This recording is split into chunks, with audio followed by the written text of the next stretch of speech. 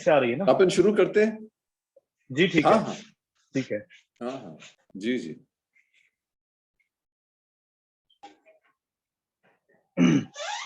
तो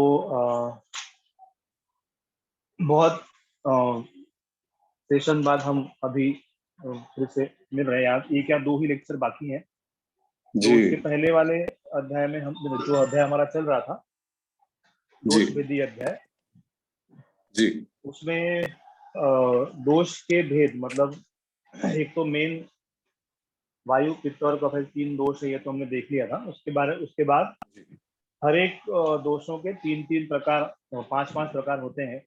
इसके बारे में हमने जी थोड़ा डिस्कशन किया था, और हर एक का क्या क्या सिग्निफिकेंस है, कहाँ पर किसका कार्य क्षेत्र है, और हर एक दोष का क्या क्या कर्म है, वो हमने देखा जी था।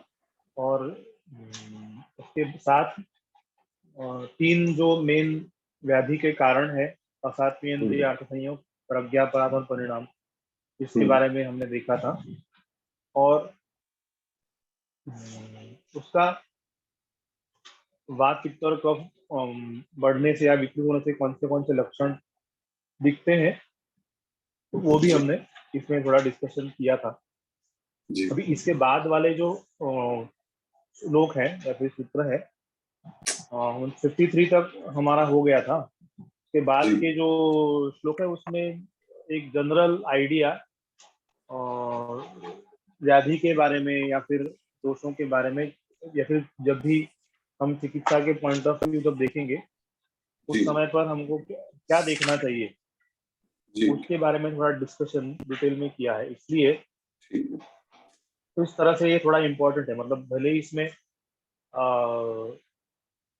कंसेप्ट वाइज जैसे वात, पित्त, कफ या पंचमहाभूत या फिर सप्त धातु ऐसा नया नहीं है, लेकिन जी चिकित्सा करते समय किन किन चीजों को ध्यान में रखना पड़ता है, जी उसका थोड़ा सा उन्होंने एक बहुत ही मतलब जिसको कहेंगे हम 3 ऑब्जर्वेशन से उन्होंने किया हुआ हमको हाँ दिखता है। जैसे जी जो सूत्र नंबर जो है 54, तो ये सभी उन्होंने सब दोषों के लक्षण कर्म उन्होंने बता दिए कि वायु के क्या कर्म है, पित्त के क्या कर्म है, कि क्या क्या शरीर में दिखेगा तो हम बोलेंगे कि वायु के कारण हो रहा है, क्या क्या शरीर में दिखेगा तो वो पित्त के वजह से हो रहा है, जी और शरीर में क्या क्या लक्षण दिखेंगे तो वो कफ के वजह से हो रहा है। ये जो हम डिफ्रेंशिएट करेंगे, उसके बाद उन्होंने ऐसे कहा है कि इति अशेषामय व्यापी यद उत्तम दोष लक्षणम। तो अशेष यानी ये सभी जो लक्षण बताए हैं, मतलब यही लक्षण हमें कोई ना कोई स्वरूप में व्याधि में देखने को मिलेंगे। अशेष मतलब यही, इसके बाहर ऐसा कोई लक्षण नहीं है कि जो हमको दिखेंगे। इति अशेषामय व्यापी यद उत्तम दोष लक्षणम। मतलब ये, इसका मतलब ये नहीं है कि सभी लक्षण दिखेंगे, इनमें से कोई भी लक्षण हमको दिख सकते हैं। और अगर इनमें से कोई भी लक्षण हमको दिख रहा है तो वो हमें कैटेगराइज करना चाहिए कि वो वात की कैटेगरी में जाएगा, पित्त की कैटेगरी में जाएगा, या कफ की कैटेगरी में जाएगा, या फिर थोड़े से कुछ वात के लक्षण दिख रहे हैं, थोड़े पित्त के लक्षण दिख रहे हैं, थोड़े कफ के लक्षण दिख रहे हैं। तो ऐसा डिफ्रेंशिएट करके फिर उसके अनुसार हमको चिकित्सा करनी चाहिए। ऐसा इन शॉर्ट यहाँ पर बताया कि यदुक्तम दोष लक्षणम अशेषामय व्यापी, मुझे पूरे शरीर में जो भी व्याप्त जो लक्षण दिखेंगे वो इनमें से किसी भी एक कैटेगरी में उनको रखना पड़ेगा। और फिर वो उसको कैसे जानेंगे, तो दर्शनाद्य ही अवहिता अवहिता तत्सम्यक उपलक्षित। और जैसा हमने देखा था पहले ही कि 3 प्रकार से रोगी की परीक्षा करते हैं, दर्शन, दूसरा स्पर्श और तीसरा प्रश्न। ऐसा करते हैं कि सबसे पहले तो आने के बाद ही कभी कभी पता चल जाता है कि उसको क्या हो सकता है रोगी रोगी को देख के। तो वो दर्शन परीक्षा सबसे पहले आते हैं कि सबसे पहले ऑब्जर्वेशन इज मोस्ट इम्पोर्टेंट। मतलब देखना ये सबसे ज्यादा इम्पोर्टेंट है, जिससे हमें देखते बराबर पता चल सकता है कि उसको क्या हुआ है। दूसरा है स्पर्शन, मतलब उसके बाद जो हम ऑस्कल्टेशन या फिर पाल्पिटेशन कहते हैं, पाल्पेशन कहते हैं, वो उसमें आता है कि स्पर्श करके देखना चाहिए। तो नाड़ी भी उसी में आता है। फिर दूसरा तीसरा आता है प्रश्न। जी दर्शन और स्पर्शन के बाद आता है प्रश्न का नंबर आता है। इसके बाद आपको समझ में नहीं आता, प्रश्न पूछ लीजिए। जी और जी फिर दर्शनाद्यही में तीनों आ जाते, दर्शन स्पर्शन और प्रश्न। दर्शनाद्यही अवहिता तत्सम्यक उपलक्ष्य, इन सभी दोषों के लक्षणों को देख के दर्शन स्पर्शन और प्रश्न ये तीनों के सहायता से उसको जानना चाहिए और उनकी तरफ ध्यान देना चाहिए, उपलक्ष्य उनकी तरफ ध्यान देना चाहिए। और फिर व्याधि अवस्था विभागज्ञ पश्यन आर्तान प्रतिक्षणम। और ये भी बताया कि आर्त मतलब जो व्याधि जिसको रोगी है, जो जिसको रोग हुआ है, व्याधि हुआ है, उनको प्रतिक्षणम हर हर क्षण उसको देखते रहना चाहिए। मतलब 3 ऑब्जर्वेशन आपका होना चाहिए कि आप जो भी मेडिसिन मेडिसिन दे रहे हैं या फिर कुछ भी कोई भी क्रिया कर रहे हैं पंचकर्म में से, तो उससे क्या क्या उसमें अंतर हो रहा है, फर्क पड़ रहा है, वो आपको हर क्षण आपको उसको देखते रहना चाहिए। मतलब उसको इन शॉर्ट उसको 3 ऑब्जर्वेशन के अंडर रखना चाहिए जब तक वो आपका ट्रीटमेंट ले रहा है तब तक। और जो भी उसको ट्रीटमेंट या चिकित्सा दे रहा है वो कैसे होना चाहिए, तो व्याधि अवस्था विभागज्ञ, मतलब व्याधि के बारे में उसको जानकारी होनी चाहिए। और अवस्था मतलब उस व्याधि का भी कौन सी अवस्था है, मतलब पुराण नवीन अवस्था है या पुराण अवस्था है या जीर्ण अवस्था है, कौन सी अवस्था में वो आया है और कौन सी अवस्था में अभी हम चिकित्सा कर रहे हैं, वो उसकी जानकारी जो भी वैद्य है उसको होनी चाहिए। तो इन सभी चीजों को ध्यान में रखकर हर क्षण उसको ऑब्जर्व करते रहना चाहिए, तभी पता चलेगा कि हमारा चिकित्सा का जो है परिणाम क्या क्या हमको मिल रहा है। फिर उसके बाद एक इम्पोर्टेंट बात इसमें एक और ये भी है कि जिसको हम कहते हैं कि तजुर्बा, जिसको हम एक भाषा में कहते हैं कि वो कैसे आता है कि जिसको जितना ज्यादा एक्सपीरियंस होगा उसको उतना ज्यादा पता चलेगा कि क्या हो सकता है। तो इसीलिए हम हमेशा कहते हैं कि डॉक्टर प्रैक्टिस करते, ऐसा क्यों कहते हैं, क्योंकि वो हर बार उनको नया नया कुछ एक्सपीरियंस मिलते रहता है। तो ही प्रैक्टिसिंग ऑल टाइम, और हर पेशेंट जो आता है वो कुछ ना कुछ नया सिखा के जाता है।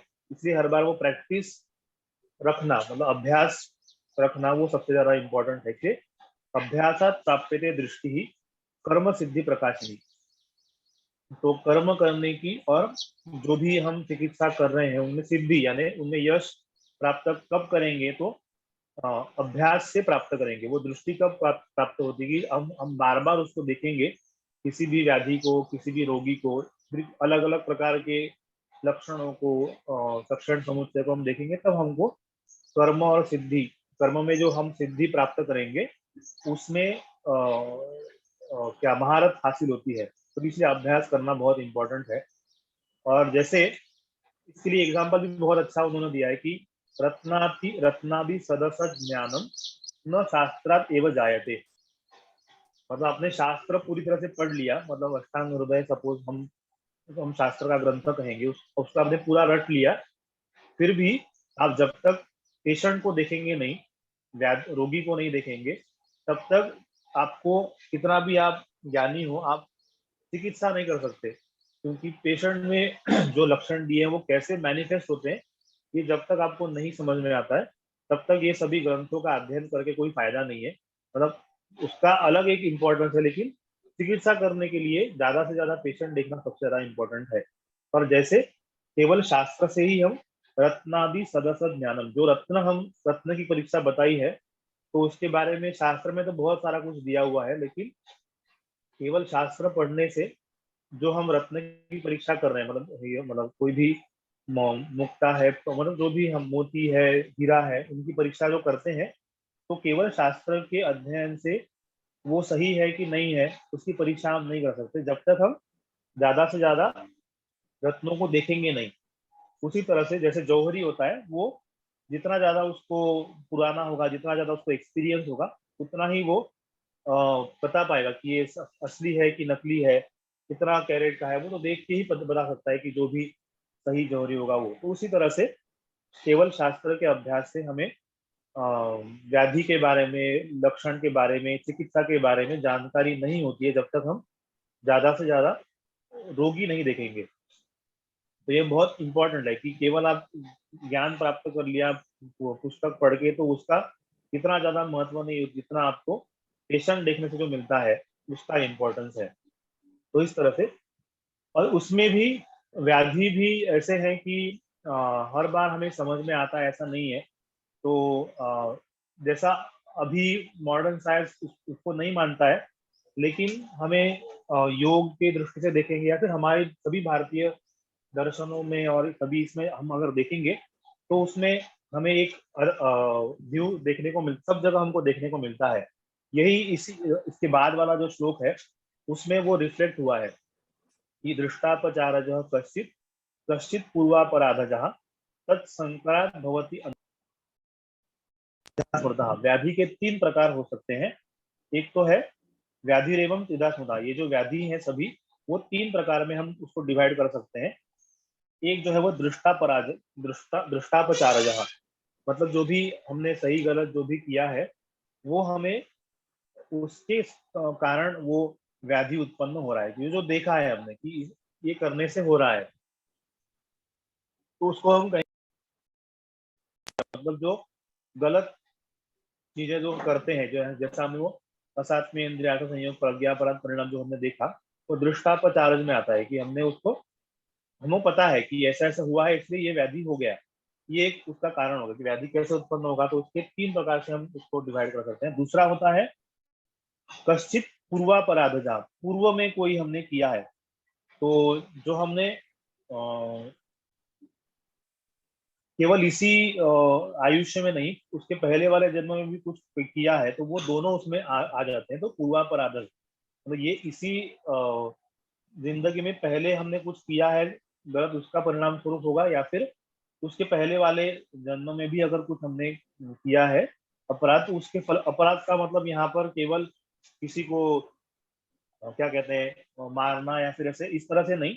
अपराध मतलब जो करना अपेक्षित नहीं है वो हमने किया है, तो वो सब अपराध की कैटेगरी में आता है। तो इस तरह से जो भी हमें करना अपेक्षित है वो हमने नहीं किया है या फिर कुछ उल्टा किया है, तो उसका ये दूसरा प्रकार हो गया कि जो हम जिसका कारण हम पता नहीं कर सकते। एक तो हम जिनको जो डायरेक्टली हम जिसका कारण हम बता सकते हैं कि जो हमने देखा हुआ है, जो हम पेशेंट को पूछ के या फिर उसका सभी दिनचर्या वगैरह देख के हम पता कर सकते हैं कि ये वो गलत कर रहा है, तो इसलिए इसके वजह से ये व्याधि हुआ है, ये एक हो गया। दूसरा जिसके बारे में हम बता नहीं सकते, कि हम पूछ कर भी पेशेंट भी नहीं बता पाता कि ये मुझे शुरू हुआ तो कैसे शुरू हुआ, हमने ये खाया था या फिर ये भी ऐसे कहीं बाहर गए थे, ये पेशेंट को नहीं पता होता है, क्योंकि उसने इस जन्म में कुछ किया हुआ ही नहीं है, पिछले किसी कारण की वजह से वो हुआ है। और तीसरे होता है तत्संकरात, ये दोनों के कारण हुआ है, मतलब पहले कुछ उन्होंने कर्म किए हैं और अभी उसको ट्रिगर करने के लिए कुछ हमने और उसमें कुछ एडिशन में किया है, तो फिर ऐसे 3 प्रकार से हम उसको व्याधि को हम समझ सकते हैं। तो अभी के जमाने में अगर किसी को ऐसा बोलेंगे कि ये होता है तो वो मानेंगे नहीं, मतलब ऑफिशियली ये मान नहीं सकते कि ऐसा होता है। मतलब जैसा क्योंकि हम बोलते हैं साइंटिफिक ईरा में जी रहे हैं, तो किसी भी व्याधि का पूर्व जन्म ये मानते नहीं है। अगर मानेंगे तो फिर वो अंधश्रद्धा निर्मूलन समिति वाले आ जाएंगे कि आप कुछ भी बताते रहते हैं, तो ये सब गलत है, तो प्रूव करो। तो प्रूव करने का कोई उसमें कोई हमें हमारे पास कोई साधन तो नहीं है, लेकिन वो नहीं है ऐसा हम नहीं कह सकते। डॉक्टर साहब, modern science is most unscientific actually, हाँ वो तो क्योंकि ठीक है, उसके जो क्योंकि मतलब फाउंडेशंस हैं इतने वीक हैं कि उसकी वजह से इतने कॉन्ट्रडिक्शंस में वो फंसी हुई है। और ये जी वो तो अभी है। कोरोना काल में बड़े अच्छे से देखने को मिला कि जी कितना बिल्कुल। हेल्प कर पाए नहीं कर पाए ये तो कहना मुश्किल है, पर कितना हाँ हार्म किया दवाइयों ने और डॉक्टर्स ने, मेरे ख्याल में ये किसी भी देखने वाले के से छुपा नहीं है। तो हाँ साइंस वो की तो अपने को बिल्कुल ज्यादा है ही। चिंता नहीं करनी। हाँ। नहीं नहीं, मैं ये कह रहा हूँ कि अभी क्योंकि जैसे वैसे देखा जो सब लोग ये मानते हैं, मतलब ऐसा कोई भी नहीं होगा कि जो पूर्व जन्म कर्म को नहीं मानता है, लेकिन ऑफिशियली ये कोई उसको उसको वो प्रूव नहीं, ये नहीं बोलता है कि नहीं नहीं हम इसको मान रहे हैं। ये कोई भी ऐसा नहीं कहता है कि ये पूर्व कर्म की वजह से हो रहा है, हो सकता है। इसके ऊपर अगर किसको बोले ऑफिशियल स्टेटमेंट दो, तो कोई इसको मान्य नहीं करेगा कि क्योंकि वो तो बोलेंगे कि नहीं खैर है, आपके पास इसके लिए क्या प्रूफ है। तो वो बात मैं कह रहा हूँ, वो तो बिल्कुल लेकिन सही देखो बात है। होता है। हाँ हाँ, क्योंकि क्या है, हाँ इंसान को जरा भी सेंसिटिविटी हो, सारी बात सेंसिटिविटी की है, तो हाँ जी वो बिल्कुल। इंसान अगर अपने अपनी मेमोरीज में ही पीछे जाता है, और कुछ बाहर जाने की जरूरत ही नहीं है, अपनी मेमोरीज में ही पीछे जाता है, तो एक क्षण हाँ कहते हैं आता है जब वो इस जन्म की पूर्व चला जाता है। हाँ, मतलब योग जिनको योग विषय, उनको तो ये सब चीजों के बारे में जानकारी है, होती ही है, या हाँ फिर हाँ बहुत सारे हाँ। योगी लोग तो ये करते ही हैं। जी। लेकिन ये हर एक व्यक्ति के परसेप्शन में नहीं हो सकता है कि जो हाँ ये सब योग का जो भी है यम नियम वगैरह सब पालन करता है, उन्हीं को ये सभी दृष्टि जो है मिलती है। बाकी सामान्य व्यक्तियों के मतलब परसेप्शन से ये परे है, वो नहीं हो सकता है। जी जी जी इसलिए जी जी। क्योंकि ये सभी कॉमन पब्लिक को नहीं हो सकता है, इसलिए वो गलत है ऐसा भी नहीं है ना, ये तो गलत है ही नहीं, तो वो सही है। लेकिन अभी कोई इसके बारे में ऑफिशियली कोई नहीं बोल सकता कि ऐसा नहीं नहीं, ये जो व्याधि इसके ये कर्म के पूर्व जन्म में आपने ये किया होगा इसलिए हुआ है। जैसा आयुर्वेद के ग्रंथ में ये भी मेंशन है कि जो भी कुष्ठ की व्याधि है, कुष्ठ वो पूर्व कर्म की वजह से हो सकता है। मैं बहुत सारे कारणों में एक कारण उसका पूर्व जन्म में कुछ अपने गलत किया है तो वो कुष्ठ होता है। तो अभी एक किसको जाकर बोलेंगे तो फिर बोलेंगे कि नहीं नहीं, एक आप कुछ गलत कह रहे हैं कि हमने पूर्व जन्म में क्या पाप कर्म किया है, इसके वजह से वो हो सकता है, तो ये अभी कोई मानेगा नहीं। लेकिन ये गलत है ये भी प्रूव करना मुश्किल। सिर्फ ये इसमें ये बात यही है कि वो केवल एक कारण नहीं है, कुष्ठ होने का जो कारण है वो केवल पूर्व जन्म कर्म से ही होता है, ये मानना गलत, ये कहना गलत है। लेकिन वो एक कारण है, ये भी हमको ध्यान में रखना चाहिए। तो इस तरह से हम उसके बारे में सोच सकते हैं कि जैसे पहले के जमाने में होता था कि उनको महारोगी बोल के गांव के बाहर रख देते थे, क्योंकि उन्होंने कुछ पाप कर्म पहले के जन्म तो इसमें किया होगा, इसलिए उनको ये सब भुगतना पड़ रहा है, ऐसा कह के उनको पूरे समाज से बाहर कर देते थे। ऐसा करना भी गलत है, क्योंकि हर किसी को अगर वो व्याधि होता है तो जरूरी नहीं कि वो पूर्व जन्म कर्म की वजह से ही हुआ है। जी इसलिए चिकित्सा वो हमें जो चिकित्सा करेगा उसको डिसाइड करना है कि वो क्यों हुआ है। तो दूसरा उसका मतलब ये भी है कि जो चिकित्सा करने वाला है उसको इसके बारे में भी जानकारी होनी चाहिए। तो जैसा हम कहते हैं कि बाकी शास्त्र, जैसा हमने पहले ही कहा था कि एक शास्त्र अधीयानो न विद्या शास्त्र निश्चयम, तो बाकी शास्त्रों के बारे में भी जानकारी उसको होगी, तभी ये वो बता पाएगा कि ये अभी इस जन्म में केवल निदान की वजह से, हेतुओं की वजह से हुआ है या फिर उसकी वजह कोई अलग है। तो ये तभी बता पाएगा कि जिसको उसके ऊपर अधिकार होगा तभी वो बोल पाएगा। ये तो इम्पोर्टेंट है ही। और इसकी जानकारी नहीं होने की वजह से जनरलाइजेशन ये हो गया कि ये पाप कर्म से ही होता है। तो ये बहुत सारे कारणों में से एक कारण उसका ये है, उससे वो हो सकता है, इसका मतलब ये नहीं कि वो उसी से होगा। हम्म। एक मिनट, जस्ट मिनट ना, मैं कोई आया है मैं देखता हूँ।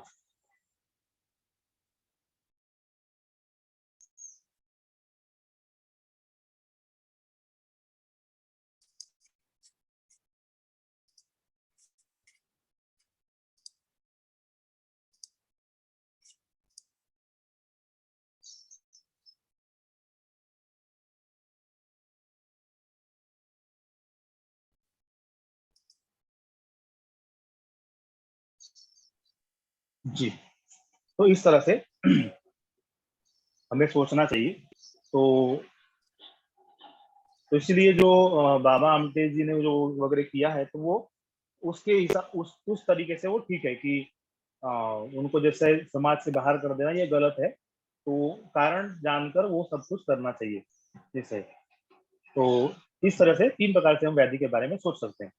फिर अ, एक ये तो हो गया व्याधि का ओरिजिन कैसे होता है ये। दूसरा है व्याधि के लक्षण किस तरह से होते हैं। तो व्याधि के भी एक है यथा निदानम दोषोत्थः कर्मजो हेतुभिर्विना महारंभो अल्प के हेतु आतंको दोष कर्मजः।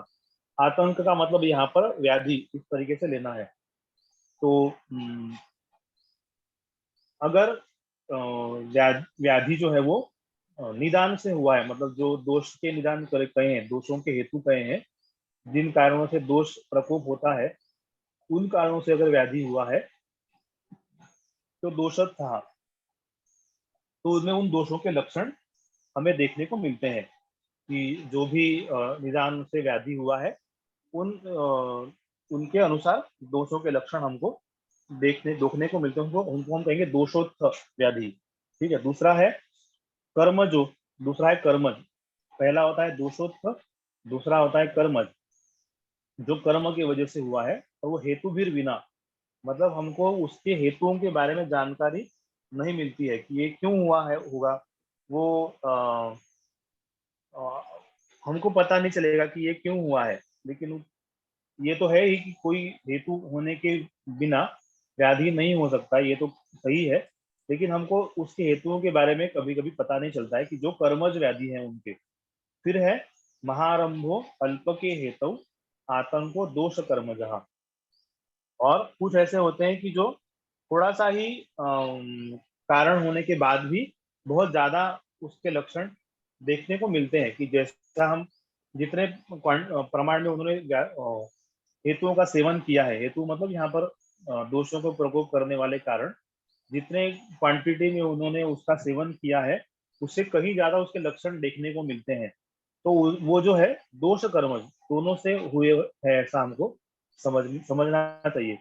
जो एक हो जो दोषोत्तर केवल दोषों की वजह से हुआ है वो एक, दूसरा जो है कर्मज है, लेकिन तीसरा है कि उन्होंने निदान का सेवन तो किया है, लेकिन जितने क्वांटिटी में निदान का सेवन किया है उससे कहीं ज्यादा उसके लक्षण देखने को मिलते हैं, तो उसको हम कहेंगे दोष कर्मज। कि पूर्व के कर्म उन्होंने कुछ किए हैं, उनके ट्रिगरिंग उन्होंने कुछ निदान का सेवन किया, तो उसके वजह से वो जितने क्वांटिटी में निदान का सेवन किया उससे कहीं ज्यादा उसके लक्षण हमें देखने को मिलेंगे, तो उसको हम दोष कर्मज ऐसा इस तरह से उनको समझेंगे।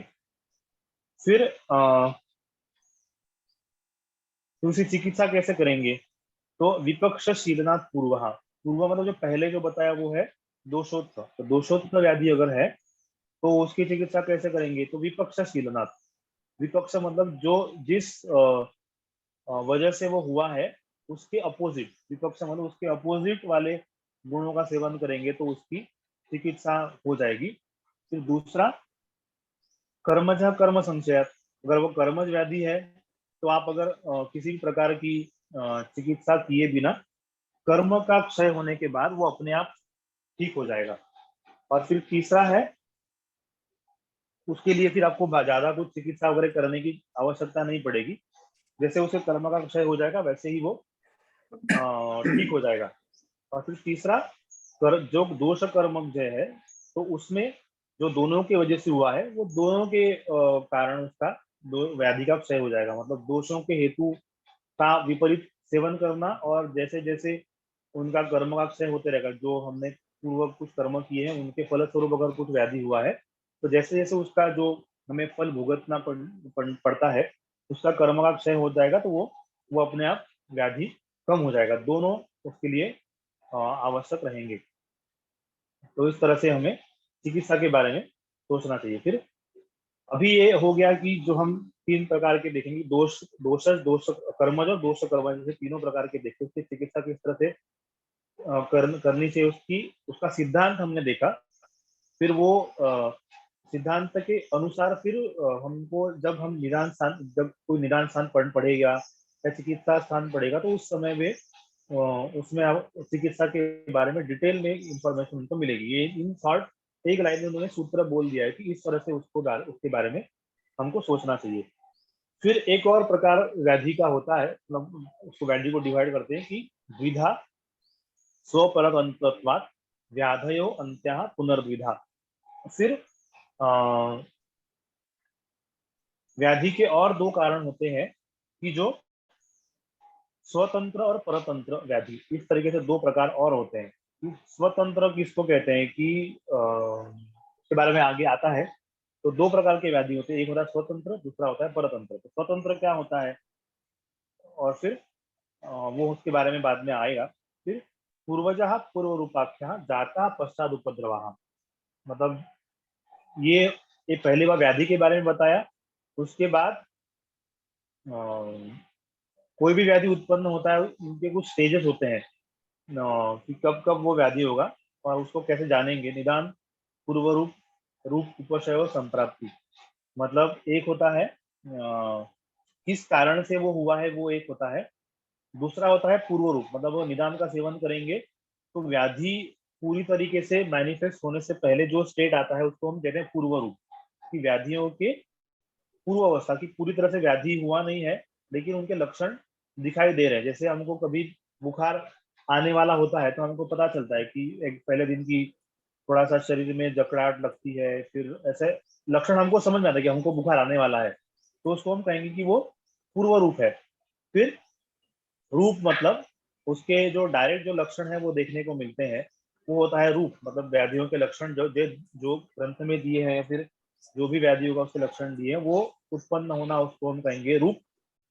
उसके बाद आता है उपशय, मतलब जिन कारणों से व्याधि के लक्षणों में आराम मिलता है उसको हम कहेंगे उपशय, और जिन कारणों से व्याधि के लक्षण में आराम नहीं मिलेगा उसको हम कहेंगे अनुपशय। कि जब हमको समझ में नहीं आता है कि ये व्याधि में लक्षण है तो वो किस वजह से है, तो हम कुछ औषधि देकर देखते हैं कि अगर उसको उससे पेशेंट को अगर फायदा मिलता है तो हम बोलते हैं कि हाँ ये सही है, अगर नहीं मिलता है तो हम उसको कहते हैं कि ये नहीं, ये सही नहीं है, दूसरी ट्रीटमेंट हमको करनी चाहिए, तो उसको हम बोलेंगे अनुपशय।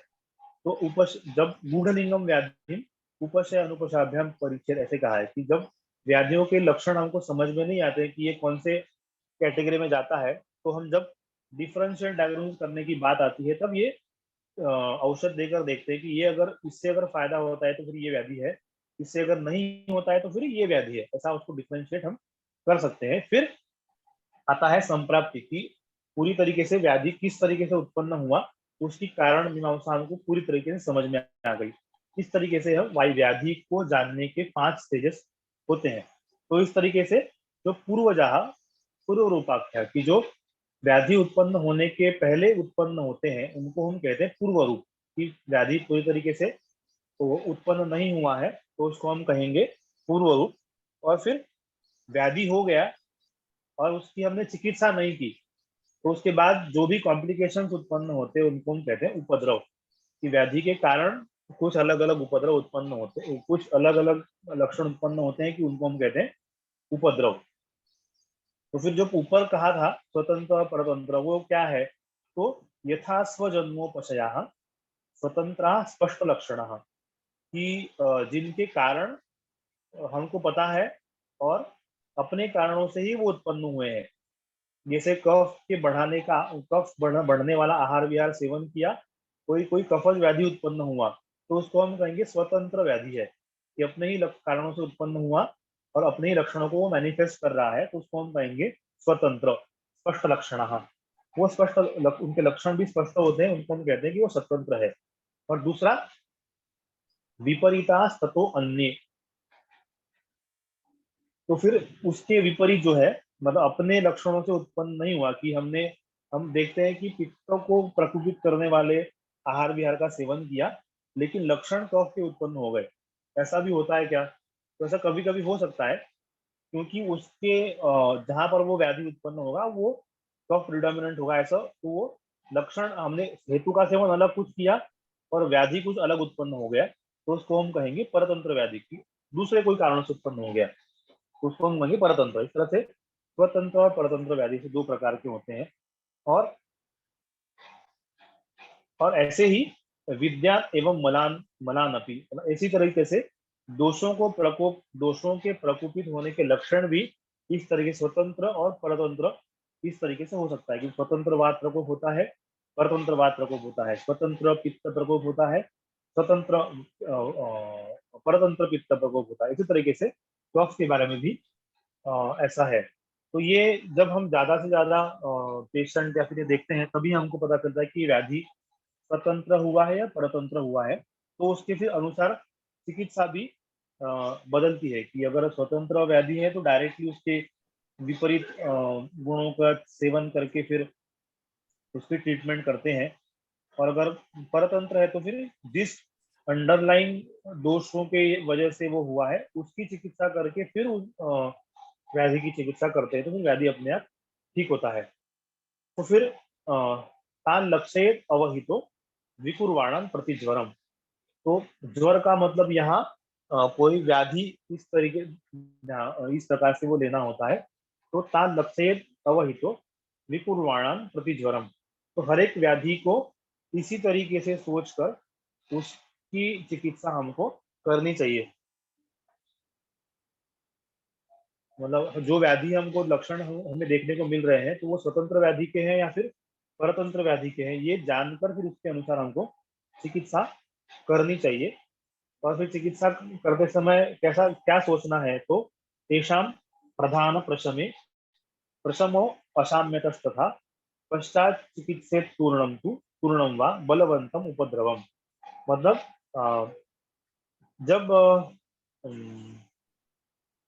परतंत्र व्याधि हुआ है, मतलब एक व्याधि के कारण दूसरा व्याधि हुआ, परतंत्र व्याधि है, तो उसको हम कहेंगे कि प्रधान व्याधि का प्रशम करने के बाद, मतलब उसकी जो मेन व्याधि है उसकी चिकित्सा करने के बाद जो परतंत्र जो लक्षण हमको देखने को मिल रहे हैं वो ठीक हो जाते हैं। और फिर अगर उसकी चिकित्सा ठीक तरीके से नहीं, अतस्तथा अगर उसकी चिकित्सा ठीक तरीके से नहीं किया तो और उसमें लेट हो गया चिकित्सा करने में, तो फिर बलवंतम उपद्रवम जाते हैं और कॉम्प्लिकेशन उत्पन्न हो जाते हैं, फिर उसकी चिकित्सा करना मुश्किल हो जाता है।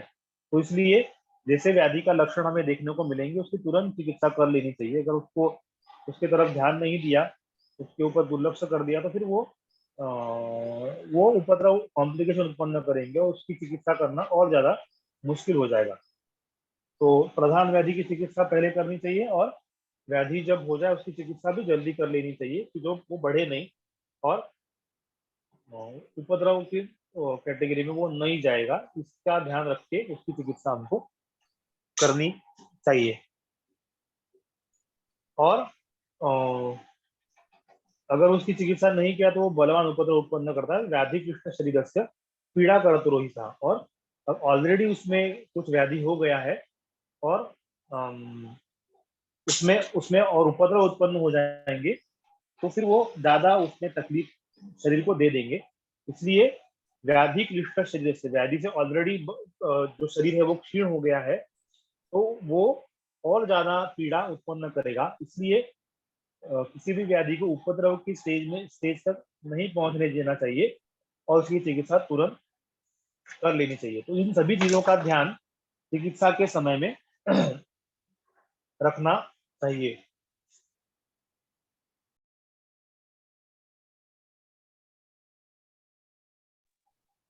और एक इम्पोर्टेंट बात इसमें कही है कि जो कि अभी के जमाने के लिए बहुत इम्पोर्टेंट है कि अभी जैसा इसका चर्चा हुई कि कोविड का वर्णन तो आयुर्वेद में नहीं है, या फिर नए जो भी डिसीज आते हैं उनका नाम या फिर उनके सभी लक्षण वगैरह आयुर्वेद में वर्णन तो नहीं किया है।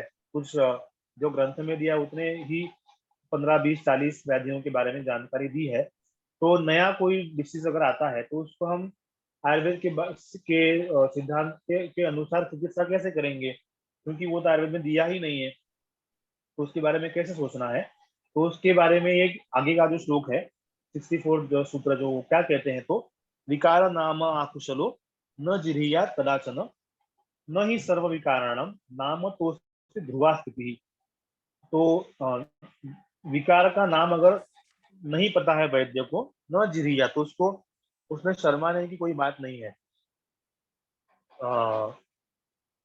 क्योंकि ऐसा है कि न ही सर्व विकारणम नाम तो अस्ति, हर विकार को हम नाम दे पाएंगे ऐसा आवश्यक नहीं है। ऐसी स्थिति नहीं होती है कि हर बार व्याधि को नाम दे ही सकते हैं, ऐसा जरूरी नहीं है। इसलिए विकार नामा कुशलो न जिरियत, इसलिए वैद्य को विकार का पता नहीं चल रहा है तो उसको लज्जित नहीं होना चाहिए, उसको शर्माना नहीं चाहिए। क्योंकि ऐसा तो हो सकता है कि नया नया व्याधि, इसका मतलब इनको ये भी पता है कि नए नए व्याधि आते रहेंगे और हर बार कुछ नए लक्षण वो उसको दिखेंगे। लेकिन इन सभी व्याधियों के नाम आयुर्वेद के ग्रंथों में मिलेंगे ऐसा नहीं है। तो अगर वो ग्रंथ में नहीं दिया है तो वो उसके बारे में डरना नहीं चाहिए, फिर उसको उसके बारे में शर्माने की कोई बात नहीं है।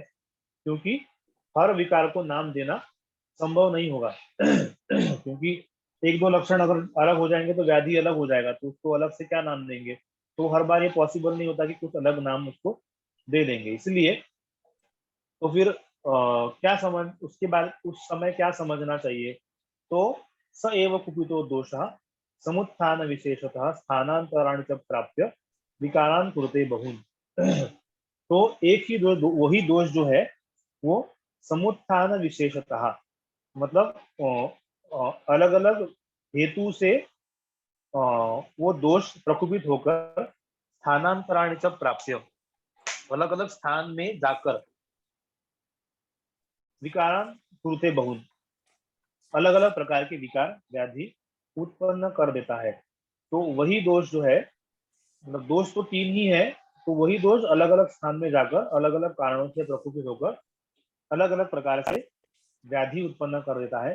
तस्मात, इसीलिए, तस्मात विकार प्रकृति ही अधिष्ठानांतराणि च बुद्ध्वा हेतु विशेषांश शीघ्र कुर्याद उपक्रम, शीघ्र उसकी चिकित्सा करनी चाहिए। कैसे? लेकिन कैसे चिकित्सा करने में क्या ध्यान में रखना चाहिए? तो तस्मात विकार प्रकृति, विकार की अपनी प्रकृति क्या है कि किस तरीके से वो विकार या व्याधि उत्पन्न हो गया है, अधिष्ठानांतराणि से, और कौन से अधिष्ठान में, किस स्थान में वो उत्पन्न हुआ है, इसकी इसका ज्ञान करके, बुद्धवा, उसको जानकर, हेतु विशेषांश, और वो किस कारणों से, किन कारणों से उत्पन्न हुआ है, ये जानकर शीघ्र कुर्याद उपक्रम, उसकी जल्दी से उसकी चिकित्सा करनी चाहिए। और वो चिकित्सा करते समय क्या ध्यान में रखना चाहिए? तो ये सबसे ज्यादा इम्पोर्टेंट चिकित्सा के लिए उसके बाद वाला जो सूत्र है वो बहुत ज्यादा इम्पोर्टेंट है। वो क्या है? तो जब भी हम चिकित्सा करेंगे तो क्या क्या ध्यान में रखना है? दुष्यम देशम बलम कालम अननम प्रकृतिम वयः सत्वम सात्व्यम तथा हारम अवस्थाश्च पृथग्विधः सूक्ष्म सूक्ष्म समयक्षेषाम दोषौषध निरूपणे जो वर्तते चिकित्सायाम न स्खलति जातुचित। तो ये बहुत ही इंपॉर्टेंट श्लोक चिकित्सा की दृष्टि से हम सभी लोग उसको समझते हैं। तो जब भी हम किसी व्याधि की चिकित्सा करेंगे तो हमें क्या क्या चीजों को ध्यान में रखना चाहिए, इसके बारे में शायद हमने पहले डिस्कशन किया था कि मुझे एग्जैक्ट याद नहीं आ रहा कि हमने किया था कि नहीं, लेकिन चिकित्सा में रखना बहुत ज्यादा इंपॉर्टेंट होता है। क्या क्या उसमें है? तो दूष्य, जो दूषित होंगे, वो धातु है, स्रोतस है, जो भी है, दूषित क्या किया, क्या हुआ है, वो ध्यान में रखना। फिर दोष, देशम, मतलब कौन से देश में वो व्याधि हुआ है, मतलब वो जो रहने वाला है, रुग्ण है, वो कौन से देश में रहता है, मतलब देश का मतलब यहाँ कौन से स्थान में रहता है। जो हमने देखा था कि जांगल अनु साधारण 3 प्रकार के देश होते हैं, तो उनमें से किन रीजन में रहने वाले व्यक्ति को व्याधि हुआ है। फिर ये देश का भी 2 प्रकार होते हैं, भूमि देश और आतुर देश, मतलब कहाँ पर वो रहता है, और व्याधि जो है वो शरीर के कौन से पार्ट में हुआ है, वो भी। फिर बलम, इसमें दोनों प्रकार का बल आएगा, मतलब व्याधि का बल कितना है और जो रोगी है उसका बल कितना है, वो देखकर। फिर आता है काल, कौन से काल में हुआ है, मतलब जो 6 ऋतु हमने जो देखे हैं उनमें वो देखना चाहिए। फिर या फिर दिन के कौन से काल में होता है, सुबह होता है, दोपहर में होता है, शाम को होता है, रात में होता है, तो ये किस काल में होता है, मतलब अग्नि की कंडीशन क्या है कि उसका अग्नि सही सही है, मंद है, तीक्ष्ण है, ज्यादा है, विषम है, किस तरीके से, वो ध्यान में रखना चाहिए। फिर प्रकृति, रोगी की प्रकृति क्या है, प्रधान है या फिर दो दो दोषों की प्रकृति है, तो वो कौन सी प्रकृति की है, उस तरीके से। फिर होता है वय, कौन से एज में वो हुआ है, बाल्यावस्था में हुआ है या तारुण्यावस्था में हुआ है या वृद्धावस्था में हुआ है, कौन सी अवस्था में हुआ है। फिर सत्व, ये सबसे ज्यादा इंपॉर्टेंट है कि सत्व, मतलब सत्व का मतलब यहाँ पर मेंटल स्ट्रेंथ, वो जो व्यक्ति है उसकी कितनी है, सत्व।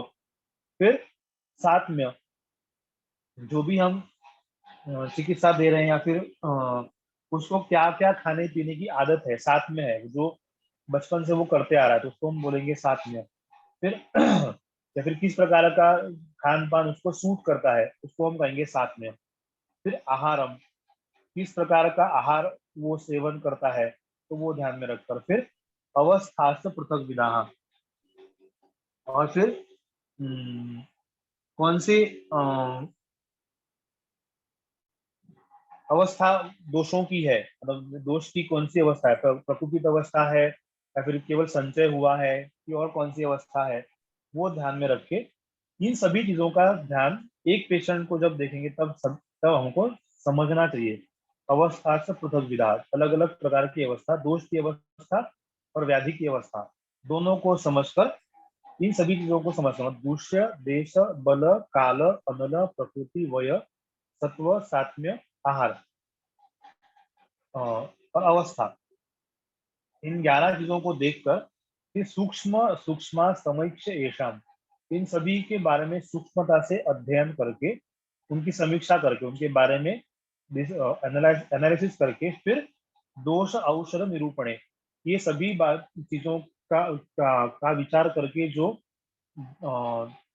दोषों की चिकित्सा करता है, व्याधि की चिकित्सा जो करता है, जो वर्तते चिकित्सायाम, जो चिकित्सा करता है औषध का सिलेक्शन और दोषों के बारे में जानकर जो चिकित्सा करता है, न संस्कृति जाति चित, वो चिकित्सा करने में कभी भी गलत नहीं होता है। तो चिकित्सा करते समय इन सभी चीजों का ध्यान चिकित्सक को रखना चाहिए। म्यूटेशन कॉम्बिनेशन का विचार करके फिर चिकित्सा जो है वैद्य को करनी चाहिए, चिकित्सक को करनी चाहिए और दोषों को ध्यान में रखकर उसका चिकित्सा करनी चाहिए। और फिर ये फिर सब सब से जो विचार करके फिर क्या देखना है कि गुरु अल्प व्याधि संस्थानम सत्व देह बला बला दृश्यते अपि अन्यथा कारण तस्मिन् अवहितो भवेत्। तो व्याधि जो है वो गुरु है या लघु है, सत्व देह बला बला, मतलब अगर गुरु व्याधि और लघु व्याधि ये क्या कंसेप्ट है, क्योंकि व्याधि के लक्षण बहुत ज्यादा दिख रहे हैं, बहुत ज्यादा मैनिफेस्ट हो रहे हैं, तो हम बोलेंगे गुरु व्याधि, और लक्षण थोड़े से ही दिख रहे हैं, बहुत ज्यादा तीव्र लक्षण अगर नहीं है तो उसको हम कहेंगे लघु व्याधि। तो गुरु अल्प व्याधि संस्थानम, गुरु और अल्प, अल्प मात्रा में दोषों का प्रकोप हुआ है, अल्प मात्रा में लक्षण दिख रहे हैं, तो उसको हम बोलेंगे अल्प व्याधि, और अगर ज्यादा दिख रहा है तो उसको बोलेंगे गुरु व्याधि। तो सत्व देह बला बला, तो वो भी जो रोगी है उसको, उसके अनुसार वो किसी व्याधि को गुरु है या लघु है वो उसको लगता है। कि किसी किसी को ऐसा होता है कि थोड़ा सा भी कुछ हो गया तो उसको लगता है कि हमें बहुत कुछ सीरियस कोई डिसीज हो गया ऐसा लगता है, तो उसको हम कहेंगे कि वो अल्प सत्व वाला मनुष्य है, तो उसको थोड़ा सा भी डिसीज हो गया तो उसको वो डर जाता है, तो उसको हम कहेंगे गुरु व्याधि। तो व्याधि उसको छोटा ही कुछ हुआ है लेकिन उसको लगता है उनको बहुत कुछ बड़ा कुछ हो गया। ऐसे कुछ पेशेंट हमको मिलते हैं कि नहीं नहीं नहीं, तुरंत डॉक्टर के पास जाना चाहिए, तुरंत ये करना चाहिए, और वहां पर भी थोड़ा एकदम एंग्जियस हो जाते हैं, तो वो एक प्रकार के रोगी होते हैं। और दूसरे प्रकार के रोगी होते हैं कि बहुत गंभीर बीमारी हो गई फिर भी वो शांत रहते हैं, वो सब रहते हैं, तो वो दूसरे प्रकार के जो है रोगी हो जाते हैं। तो उन दोनों के बारे में सोचकर जो रोगी बता रहा है केवल उसके ऊपर डिपेंड नहीं रह के हमको ये भी देखना है कि वो गुरु व्याधि थे कि लघु व्याधि थे, कि मतलब उसको एक्चुअली जो जितना वो बता रहा है उतना है या फिर उससे ज्यादा है या फिर उससे कम है, वो दोनों हमको समझना चाहिए। क्योंकि कोई किसी का मनोबल इतना अच्छा होता है कि वो बहुत कुछ गंभीर व्याधि होने के बाद भी दिखाते कि नहीं थोड़ा सा ही कुछ हुआ है, ऐसा वो बताते हैं। तो वो डॉक्टर को समझना, वैद्य को समझना चाहिए कि वो बता रहा है कि इतना हुआ है लेकिन उसके लक्षण उससे ज्यादा है, तो वो देखकर उसकी चिकित्सा करनी चाहिए। इन सब का विचार करके चिकित्सा करनी होती है। फिर दृश्यते भी अन्यथा कारण तस्मिन् अवहितो भवेत्, और इसलिए वो अन्यथा कारण मतलब अलग अलग प्रकार से मैनिफेस्ट हो सकता है कि दिखेगा कि कोई बोलेगा कि मुझे बहुत ज्यादा हुआ है, तो वो अलग अलग हमें दिख सकता है कि वो पेशेंट को देख के हम लगता है कि उसको बहुत गंभीर व्याधि हुआ है लेकिन एक्चुअली उसमें गंभीर व्याधि उसको नहीं हुआ है। तो वो चिकित्सक को डिसाइड करना है कि उसको एग्जैक्टली किस तरह से चिकित्सा करनी चाहिए। तो फिर गुरु लघु मिति व्याधि कल्पयंस्तु विषद ब्रुवः अल्पदोषाकलनया पथ्य विप्रतिपद्यते। तो इस तरीके से व्याधि गुरु है या लघु है ये विचार करके सोच करके उसके अनुसार अल्प दोषाकलनया, दोषों के बारे में सोच करके फिर चिकित्सक को उस तरीके से चिकित्सा करनी चाहिए कि तो किस प्रकार का व्याधि हुआ है, वो डॉक्टर को, वैद्य को समझ के फिर उसके अनुसार चिकित्सा करनी चाहिए कि केवल रुग्ण के बताए हुए लक्षणों पर निर्भर नहीं रहना है, अपना भी जो है वो जो दर्शन है, स्पर्शन है, वो हमको सही से रखना पड़ता है, तभी हमको पता चलेगा कि एग्जैक्टली उसको कितने प्रकार से व्याधि हो, कितने ज्यादा व्याधि हुआ है, वो डॉक्टर को समझना है। फिर या फिर किसी किसी लक्षणों को जो है जो रोगी है वो उसको दुर्लक्ष, उसके तरफ ध्यान नहीं देते, उसको निग्लेक्ट करते हैं, लेकिन ऐसे कुछ लक्षण होते हैं जिनको निग्लेक्ट नहीं करना चाहिए, वो भी डॉक्टर को पता होना चाहिए कि ऐसा दिख रहा है तो वो एक कोई गंभीर व्याधि का संकेत है, ये भी रोगी को पता, वैद्य को पता होना चाहिए। फिर उसको उसके अनुसार पथ्य आप क्या क्या हो सकता है उसके बारे में बताना चाहिए। फिर ततो अल्पम अल्पवीर्यम वा गुरु व्याधो प्रयोजितम उदीरयेत कराम रोगान संशोधनम अयोगतः शोधनम तो अति योगेन विपरीतम विपर्ये क्षीणयान्न मलानेव केवलम वपुरस्यति। तो अगर चिकित्सक को इसके बारे में जानकारी नहीं मिलेगी तो क्या होगा? Just a second.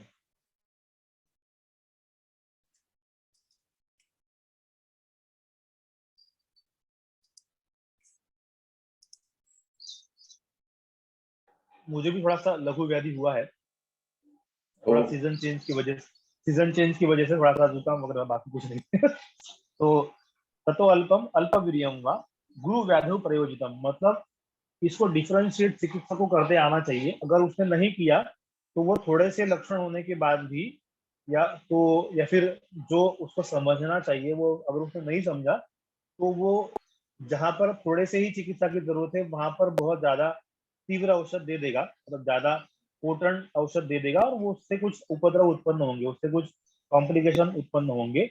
और जिसके बारे में ज्यादा ध्यान देने की जरूरत है, जिसको ज्यादा चिकित्सा करने की जरूरत है, उसको निग्लेक्ट करके उसने ऐसे ही थोड़ी सी कुछ चिकित्सा दे दिया तो उससे भी कुछ अलग अलग व्याधि उत्पन्न हो सकते हैं। तो अल्पवीर्यम व गुरु व्याधो प्रयोजितम, गुरु व्याधि में अल्पवीर्य वाले औषधि दे दिया या फिर अल्प व्याधि में गुरु औषधि दे दिया, तो दोनों के कॉम्प्लिकेशन उत्पन्न हो सकते हैं। इसलिए या फिर संशोधन, जहां पर संशोधन की आवश्यकता नहीं है, वमन विरेचन बस्ती या फिर रक्त मोक्षण की आवश्यकता नहीं है, वहां पर उन्होंने ये कर दिया, तो संशोधन के अतियोग से भी, मतलब वमन विरेचन के अतियोग से ज्यादा करने से भी कुछ कुछ कॉम्प्लिकेशन उत्पन्न होते हैं, तो वो पेशेंट में उत्पन्न हो जाएंगे। इसीलिए ये सभी लक्षणों को देखकर व्याधि किसको हुआ है, वो कितना बता रहा है, एक्चुअल में कितना उसका हुआ, उसको हुआ है, ये सब जानकर उसके अनुसार वैद्य को चिकित्सा करनी चाहिए। और जितने प्रमाण में उसको शोधन या फिर शमन या फिर जो भी प्रकार की चिकित्सा करनी है, वो चिकित्सा वैद्य को डिसाइड करना है कि उसको क्या देना है और कितने मात्रा में, कौन सा औषध कितने तीक्ष्ण वीर्य का, कितने मृदु वीर्य का देना है, वो चिकित्सक डिसाइड करेगा। और अतो अभियुक्त सततम सर्वम आलोच्य सर्वथा तथा युंजित भैषज्यम आरोग्याय यथा ध्रुवम। और इन सभी चीजों का विचार करके, सभी ओर से व्याधि के बारे में सोचकर फिर औषध की योजना जो है वो चिकित्सक करेगा, तभी उसको पेशेंट को रिलीफ मिलेगा। तो इस तरीके से चिकित्सा के बारे में सोचना चाहिए।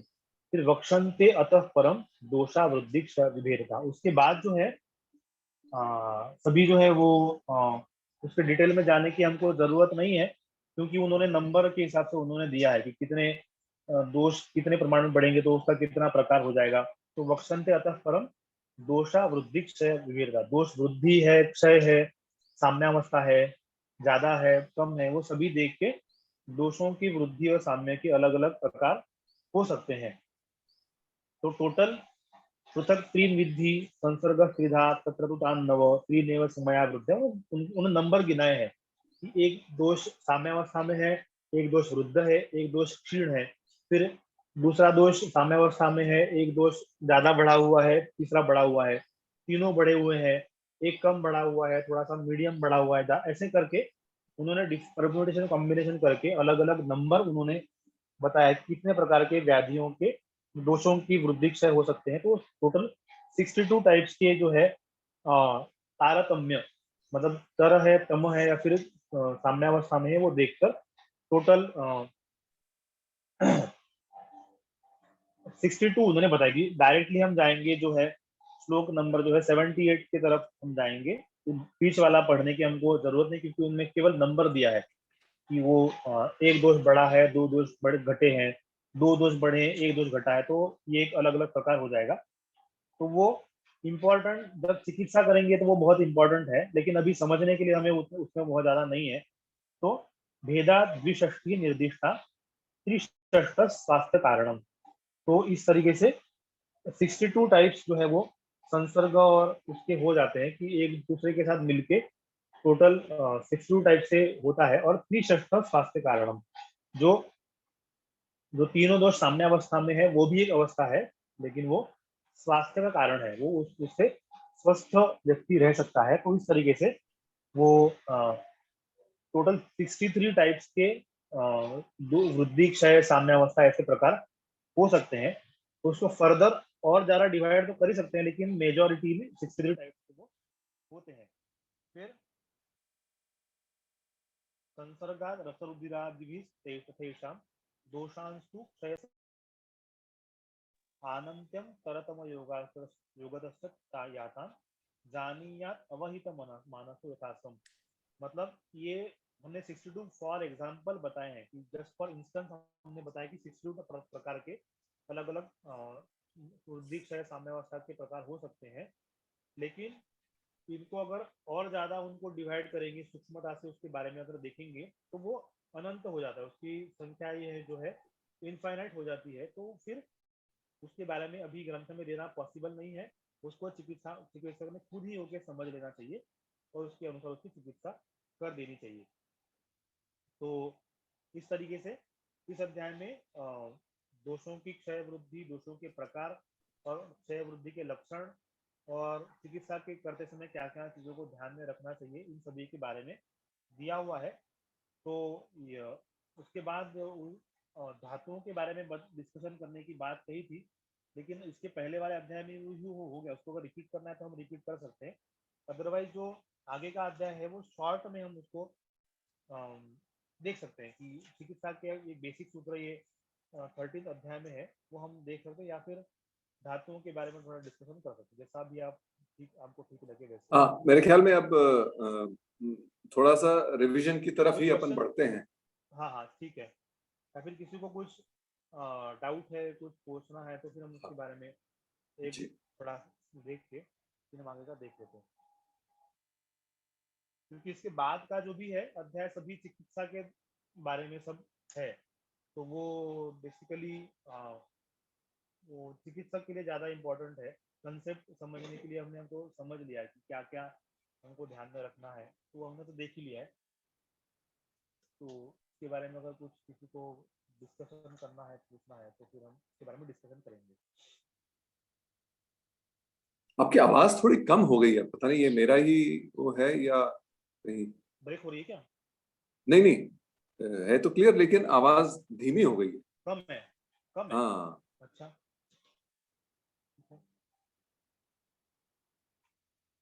अभी इसमें बोलूंगा तो ठीक है?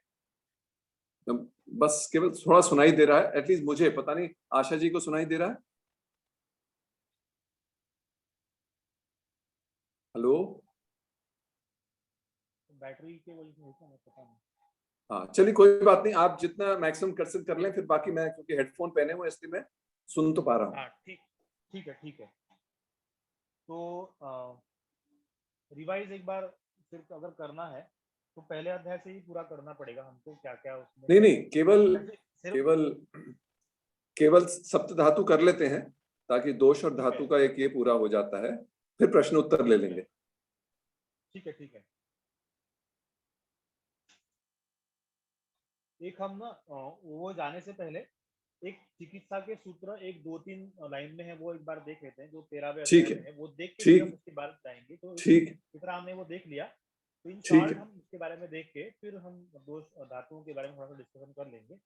जरूर। तो जो 13वें अध्याय जो है उसके पहले 10 श्लोक में उन्होंने 10 या 15 श्लोक में उन्होंने पूरा ये दे दिया है। तो अच्छा, हम ये उसके बाद का हम देखेंगे नहीं, क्योंकि ये कंसेप्ट समझने के लिए इम्पोर्टेंट है, इसलिए वो हम थोड़ा सा देखना चाहिए। तो ठीक, वैसे थोड़ा सा हमने उसके बारे में देखा भी था, लेकिन दोषोपक्रमणीय अध्याय कि दोष के लिए कौन से उपक्रम करने चाहिए, यही हम एक बार शॉर्ट में देख लेंगे।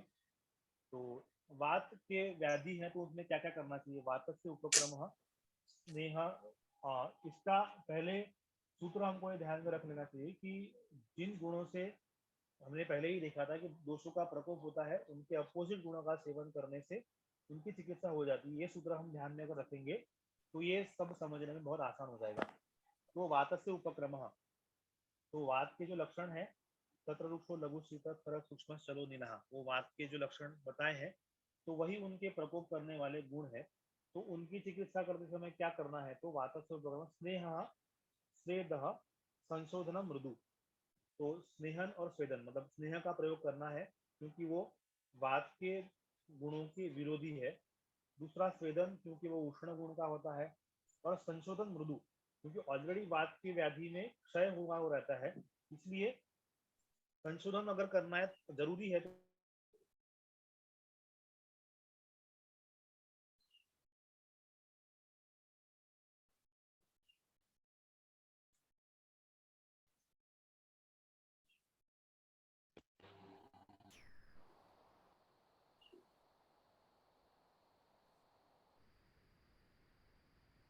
नहीं अब आवाज आ रही आवाज है? नहीं आ रही है। हाँ अब आ रही है, हाँ जी। आवाज नहीं आ रही? अभी आ रही है? ठीक है, अब वो हाँ अब आ रही है, इसमें फोन आ गया था। और वॉल्यूम भी ठीक हो हाँ, गया। तो अच्छा, ठीक है।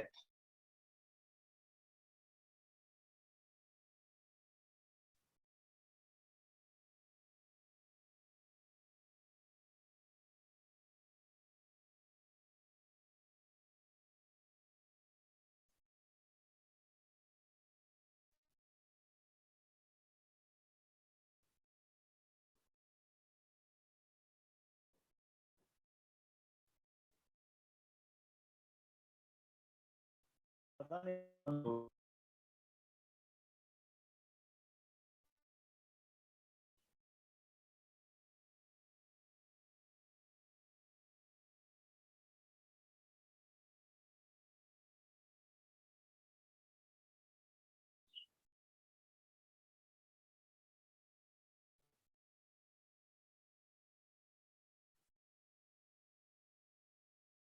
हेलो, आवाज आ रही है? हाँ जी, हेलो। हाँ जी, हेलो। आवाज आ रही है आवाज। हाँ, ठीक है, ठीक है। तो बीच में पता नहीं अपने आप बंद हो गया था। अच्छा, हम्म। तो स्नेह, स्नेहन स्वेदन मतलब स्नेह का प्रयोग करना चाहिए। स्वेदन मतलब जो फोमेंटेशन का हम विचार करते हैं वो करना चाहिए। और मृदु संशोधन करना चाहिए, ज्यादा मात्रा में संशोधन नहीं करना चाहिए। फिर स्वादु अम्ल लवणोषानी भोज्यानि अभ्यंग मर्दनम, और मधुर अम्ल लवण रसों का आहार का सेवन करना चाहिए। भोज्यानि, ये आहार का सेवन है। और फिर अभ्यंग, जो हम मालिश जो करते हैं वो। और मर्दन मतलब शरीर को दबाना, ये सभी वात के उपक्रम है। वेष्टन, त्रासन, सेको, मध्य, मध्य का भी उसमें वर्णन है कि मध्य पौष्टिक मध्य के जो प्रकार वात व्याधि में चल सकते हैं उसके बारे में भी दिया है। और फिर लास्ट में आता है स्निग्धोष्णा बस्तयो, बस्ती का प्रयोग वात की व्याधि में चिकित्सा के समय ध्यान में रखा हुआ है। और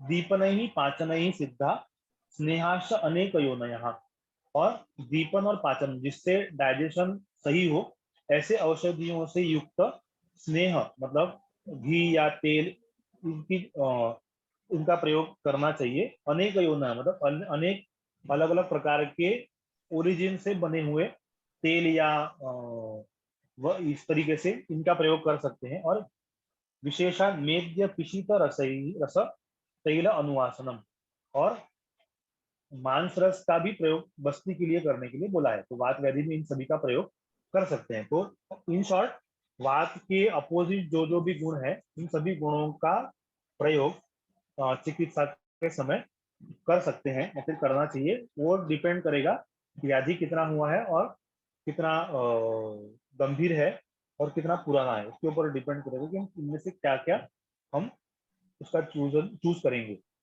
फिर पित्त के लिए क्या करना है, तो पित्त की चिकित्सा करने के लिए पित्त से सर्पिषा पानम, घी का पान करना चाहिए। सर्पिषा पानम वो पीने के लिए। स्वादु शीतर विरेचनम, मधुर और शीत ठंडा ऐसा औषधियों के का उपयोग करके विरेचन करना है।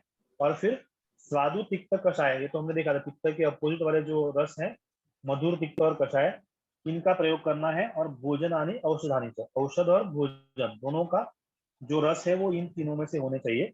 और फिर इसमें गंधक की भी सुगंधी शीत हृदयानाम गंधानाम उपसेवनम, क्योंकि पित्त में सभी चीजों का क्षोभ होता है, इसलिए सुगंधी द्रव्यों का प्रयोग इसमें करने के लिए बोला है। सुगंधी शीत और हृदय, सुगंधी द्रव्यों का प्रयोग जो शीत है जैसे चंदन वगैरह है, और हृदय जो हृदय के लिए अच्छा है, इस प्रकार के गंधों का प्रयोग करना चाहिए। हाँ तो ये जो डॉक्टर साहब ये एरोमा थेरेपी है, तो ये हाँ पित्त में काफी कारगर रहती है। हाँ हाँ, हो सकता है, क्योंकि वो भी उसमें इन प्रकार के गंध होने चाहिए, सुगंधी शीत और हृदय। सुगंधी होना चाहिए, और जो भी औषधियों का प्रयोग करेंगे वो शीत गुण वाले होने चाहिए, क्योंकि ये भी हो सकता है कि सुगंध उसमें है लेकिन वो उष्ण वीर्य के हो, तो फिर वो हमारे काम का नहीं है। वो दोनों देख के वो कर सकते हैं कि अच्छे गंध वाले द्रव्यों का प्रयोग करना चाहिए। उसके बाद जो है वो हार और मणि ये सब का प्रयोग किया बताया है। कंठे गुणानम हारा, कर्पूर चंदन उशीर अनुलेप, कपूर चंदन उशीर इनका लेप करने के लिए प्रयोग करना चाहिए। फिर चंद्रमा की रोशनी में जाकर बैठना है। फिर शीतांबु धारा गर्भाणी गृहाणी उद्यान दीर्घिका, मतलब जहां पर जिस घर के आजू बाजू में पानी छोड़ा हुआ है, इस तरीके से घरों में जाकर बैठना है, जहां पर आजू बाजू से ठंडी हवा आती हो, इस तरह के घर में जाकर बैठना है। फिर मतलब इन शॉर्ट एसी का प्रयोग करना चाहिए, इस तरीके से उन्होंने बताया है। फिर सुतीर्थ विपुल स्वच्छ श्रीलाशय से करे, जहाँ जहाँ पर स्वच्छ पानी का जलाशय है, वो जलाशय के बाहर जाकर, जलाशय के आसपास जाकर रहना चाहिए। इस तरीके से पित्त के जो भी सभी जो क्रियाएं हैं वो मृदु टाइप की क्रियाएं हैं, उन प्रकार का उसका प्रयोग करना चाहिए। और फिर कफ में क्या करना चाहिए, तो कफ में विधिना युक्तम तीक्ष्ण वमन रेचनम, कि विधि पूर्वक जो है वमन और विरेचन का प्रयोग करना चाहिए, और वो तीक्ष्ण होना चाहिए, कि क्योंकि कफ जल्दी ठीक होने वाली व्याधि नहीं है उसको, इसलिए उसको बाहर निकालने के लिए तीक्ष्ण वमन और विरेचन का प्रयोग करना चाहिए। फिर अन्न का प्रयोग जो है रुक्ष अल्प तीक्ष्ण उष्णम, रुक्ष आहार सेवन करना चाहिए, तीक्ष्ण उष्ण आहार का सेवन करना चाहिए, और कटु तिक्त कषाय रस के आहार का सेवन करना चाहिए। और फिर दीर्घकाल मध्यम और पुराना मध्य का सेवन करना चाहिए। अलग अलग प्रकार के व्यायाम करने चाहिए, और रति प्रीति प्रजागरा, रात में जगना चाहिए। फिर अनेक रूप व्यायाम, अनेक प्रकार का व्यायाम करना चाहिए। चिंता, ज्यादा विचार करना चाहिए।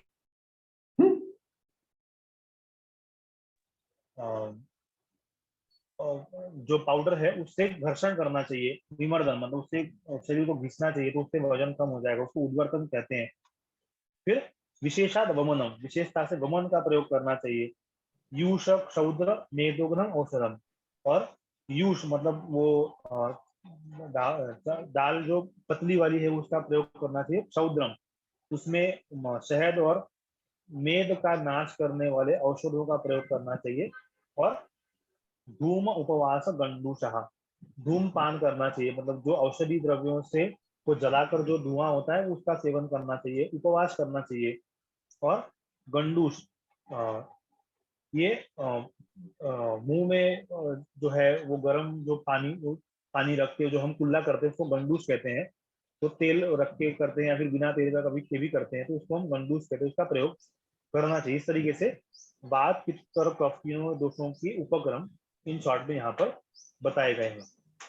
तो इस तरीके से चिकित्सा जो है व्याधि की, वात पित्त और कफ की व्याधि की चिकित्सा हम इस तरीके से कर सकते हैं। तो वो डिसाइड करना है चिकित्सक का काम है कि किसको किस तरीके के उपक्रम का प्रयोग करना चाहिए, वो डिसाइड करेंगे। फिर हम जो पहले देखते हैं कि जब हमने देखा था कि धातु जो है वो शरीर में 7 धातुओं का वर्णन आता है, और उसके साथ ही सातों धातुओं का जो सार भाग है वो ओज में होता है।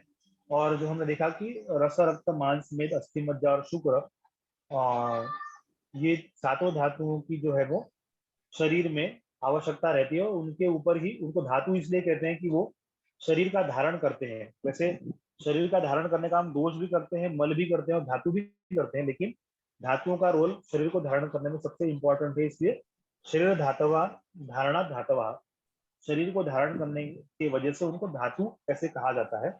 और आ, उनकी उत्पत्ति जो है वो आहार के रस के से होती है, कि जो भी हम आहार सेवन करेंगे, जो भी हम खाएंगे पिएंगे, उसके ही आधार से जो है रस मतलब धातुओं की उत्पत्ति हो जाती है। तो इस तरीके से हम, और दूसरा बात उसमें हमने ये देखा था कि धातुओं का जो परिपोषण है वो उसकी जो है पोषण वो है वो कैसे होता है। तो उसके लिए 3 प्रकार के हमने न्याय देखे थे। कि एक था जो किस प्रकार से एक धातु से दूसरे धातु की वृद्धि होती है, या फिर जो हम आहार सेवन करते हैं उनसे धातुओं का पोषण किस तरीके से होता है। उसके लिए हमने 3 नियम हमने देखे थे कि क्या क्या तरीके से वो होता है। एक तो होता है केदारी कुल्या न्याय, दूसरा खले कपोत न्याय, तीसरा क्षीर दधी न्याय। तो केदारी कुल्या मतलब जो पहले पहले धातु है, जो हमने जैसे देखा था कि जो क्यारियां होती है बगीचों में, तो एक जगह से पानी छोड़ देते हैं, तो फिर जो सबसे पहले पास में होता है वो उस पेड़ को पानी सबसे पहले मिलता है, और जो सबसे लास्ट में होता है उसको पानी सबसे लास्ट में मिलता है। तो इस तरीके से जो पोषण का एक प्रकार ये होगा कि इस तरीके से भी पोषण होता है, उसको हम कहते हैं केदारी कुल्या न्याय। दूसरा होता है क्षीर दधी न्याय, मतलब ये पहला जो हो गया उसमें होता है कि पहले रस का पोषण होगा, तो वही आहार रस जो है वो रक्त की तरफ जाएगा, तो वो रक्त को जो आवश्यकता है वो ले लेगा, फिर वो उसके आगे जाएगा, फिर वो मांस के लिए जो चाहिए वो मांस ले लेगा, फिर उसके आगे जाके जैसे जैसे आगे आगे बढ़ता जाएगा वैसे वैसे वो हर एक धातु का पोषण वो करते आगे बढ़ेगा।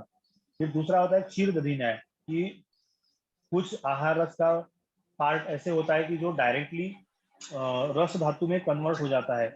जैसे दूध से पूरी तरीके से कन्वर्ट होकर दही उत्पन्न हो जाता है, और फिर दही से कन्वर्ट होके फिर घी मतलब बटर उत्पन्न होता है, मक्खन उत्पन्न होता है। उसी तरीके से क्षीर दधी है कि क्षीर पूरी तरीके से कन्वर्ट होके दधी में कन्वर्ट हो जाता है दूध। तो उस तरीके से एक धातु एक रस जो है वो टोटली कन्वर्ट होके आहार रस का रस धातु बन जाता है। उसी तरीके से रस धातु कन्वर्ट होकर रक्त धातु में ट्रांसफॉर्म हो जाता है। उसी तरीके से रक्त से मांस का ट्रांसफॉर्मेशन होता है, और उस तरीके से रस से रक्त, रक्त से मांस, मांस से मेद, मेद से अस्थि, अस्थि से मज्जा, मज्जा से शुक्र। इस तरीके से ट्रांसफॉर्म होते होते क्षीर दधी न्याय, इस तरीके से दूसरा एक उनका पोषण हो जाता है। तो थोड़ा सा इस तरीके से होता है, थोड़ा उस तरीके से होता है। तीसरा जो है वो खले कपूत न्याय। तो मतलब जैसे कबूतर किसी एक जगह पर अगर कुछ दाने रखे हुए हैं, तो अपना अपने लिए जो आवश्यक है वो उठाकर ले जाते हैं। तो वो उस तरीके से जो धातुओं की जो अग्नि है वो अपने अपने लिए आवश्यक जो भी मतलब आहार रस में का जो अंश है, वो अपने लिए जो आवश्यक है वो अंश को उससे सिलेक्ट करके अपने अपने अपने धातुओं का पोषण वो कर लेते हैं। तो वो धातु अग्नियों के ऊपर वो डिपेंड रहता है कि धातु अग्नि अगर प्रॉपर है तो वो अपना आहार रस में अपने लिए फिर वो अपना अपना पोषण खुद कर लेते हैं। तो धातु अग्नि की क्रिया यहाँ पर इम्पोर्टेंट है। तो इस तरीके से वो 3 तरीके से हम सोचेंगे कि आहार से इस तरीके से।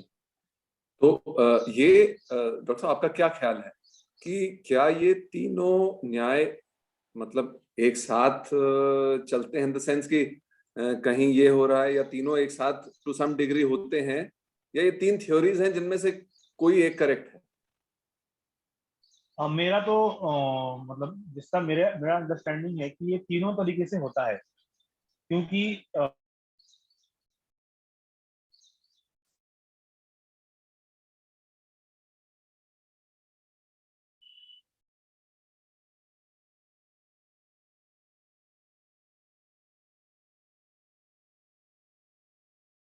अभी आवाज नहीं आ रही।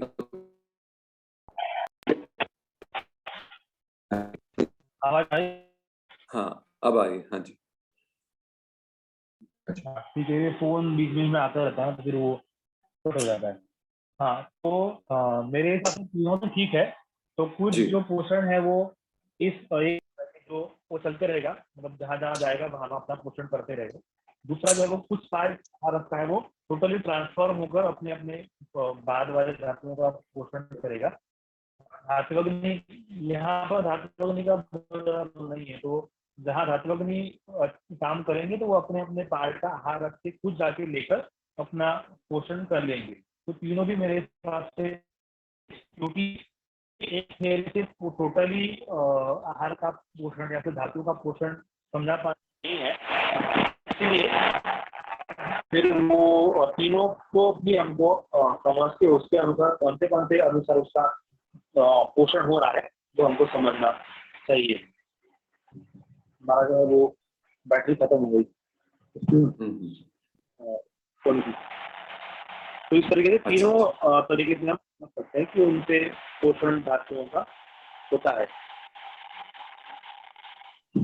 हाँ, राइट। अच्छा, और ये हाँ, रस धातु का मॉडर्न इक्विवेलेंट क्या माना जाएगा? सिमिलरली रक्त का क्या क्या माना जाएगा? एक मिनट, मैं दूसरे हेडफोन लेके आता हूं। ठीक है, ठीक है, क्योंकि वो सुनाई थोड़ा दिक्कत है। ठीक है।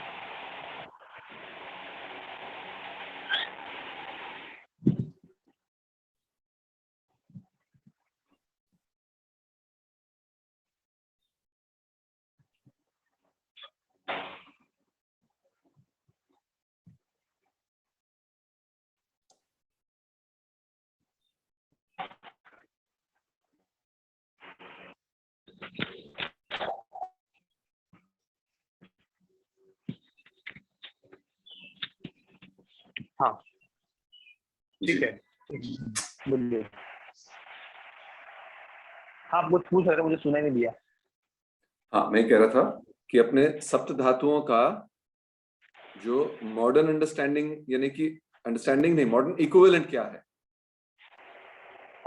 वैसे देखेंगे तो इक्विवेलेंट थोड़ा सा हम समझ सकते हैं कि आहार जो रस धातु है उसको हम सीरम कहते हैं। जिस सीरम में सभी न्यूट्रिएंट्स रहते हैं जिनका हम पैथोलॉजिकली या फिर इसका हम जो भी टेस्ट करते हैं ना कि serum alkaline phosphatase, serum haemoglobin या फिर जो भी है SGOT, SGPT, जो भी सब जिसमें हम करते हैं कि ग्लूकोज है, ये है, वो है, वो सीरम एक रस धातु का एक स्वरूप है। टोटली उसको हम वो नहीं मान सकते।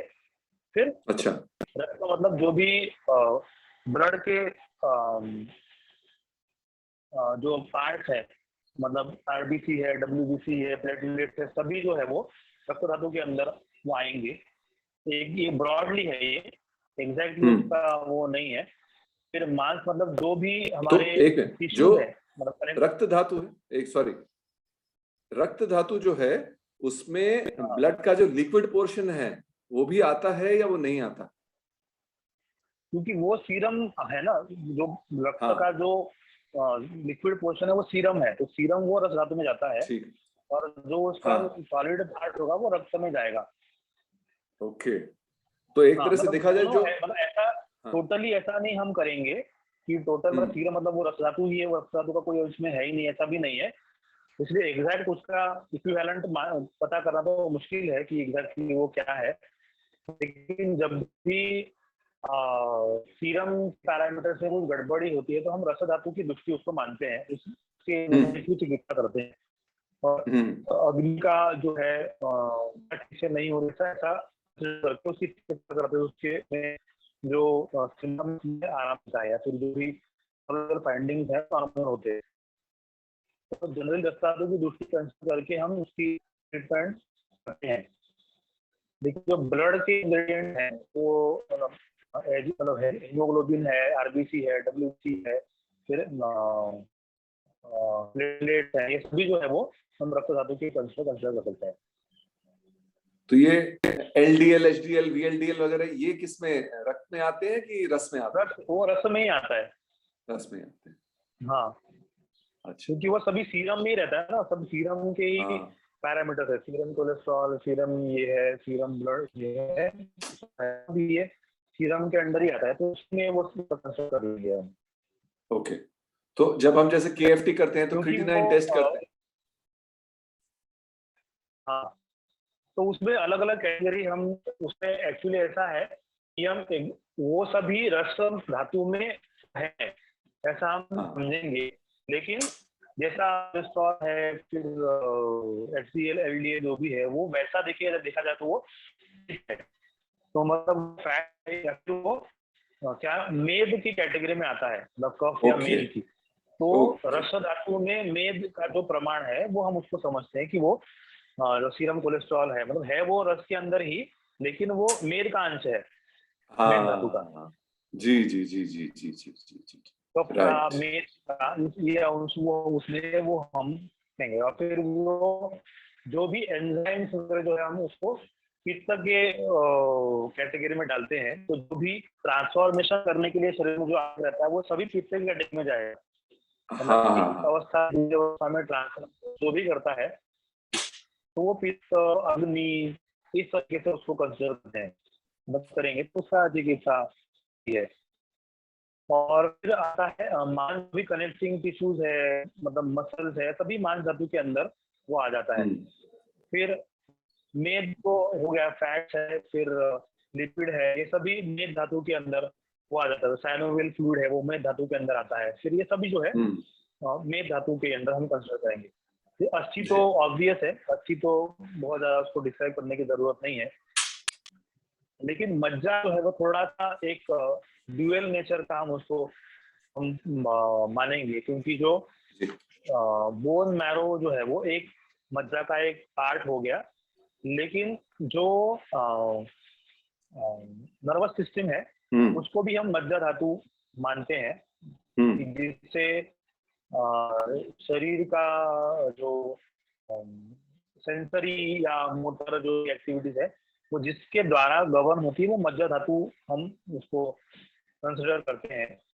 और उसके साथ ही इंद्रियों के विषयों से कनेक्ट होने के लिए वो भी पोषण जिसका आवश्यक होता है वो मज्जा धातु को होता है। तो आंखों के बारे में अगर कुछ में दिक्कत हो रहा है तो वो मज्जा धातु इस तरीके से आते हैं। और इंद्रियों का कार्य प्रॉपर अगर नहीं हो रहा है तो या तो मज्जा धातु की दृष्टि हम मानते हैं या फिर और धातुओं का क्षय, इस तरीके से उसको मानकर उसकी चिकित्सा करते हैं। तो फिर और शुक्र तो वो है वो जो रिप्रोडक्टिव पार्ट है उसको शुक्र कहेंगे। और उसमें भी जो हमने देखा था कि दो प्रकार के, वो जो पूरे शरीर में व्याप्त था, वो जो एक आंजली और दूसरा जो है वो अष्टबिंदु वाला ओज है, उसको बारे में हमने देखा था कि जो हृदय में रहता है और हृदय में रह के वो सभी हृदय की क्रिया जो है वो ठीक तरीके से वो करता है। तो उसको हम परओज अपरोज इस तरीके से हम उसको करते हैं। तो इस तरीके से उसको सोच सकते हैं। तो इस तरीके से धातु के बारे में सोचना चाहिए। तो जो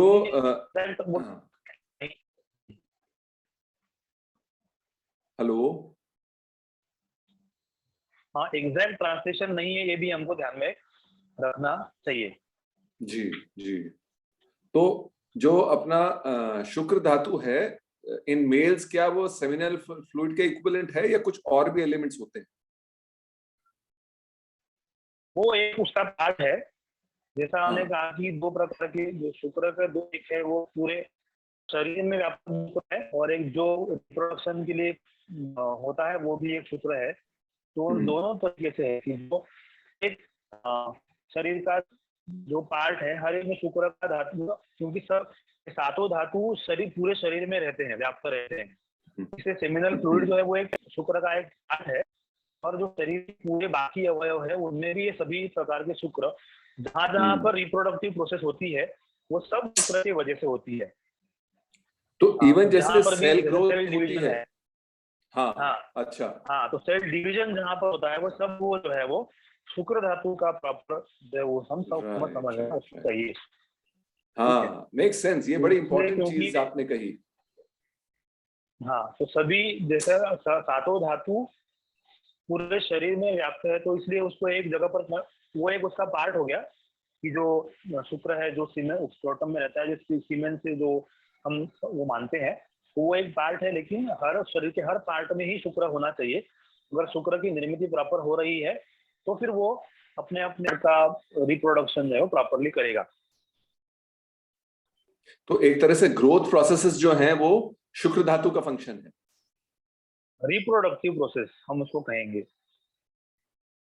मतलब एक सेल से दूसरा सेल बनेगा, ऐसा जो है हाँ हाँ, वो सेल डिवीजन का प्रोसेस जो है वो शुक्र धातु के वजह से होगा।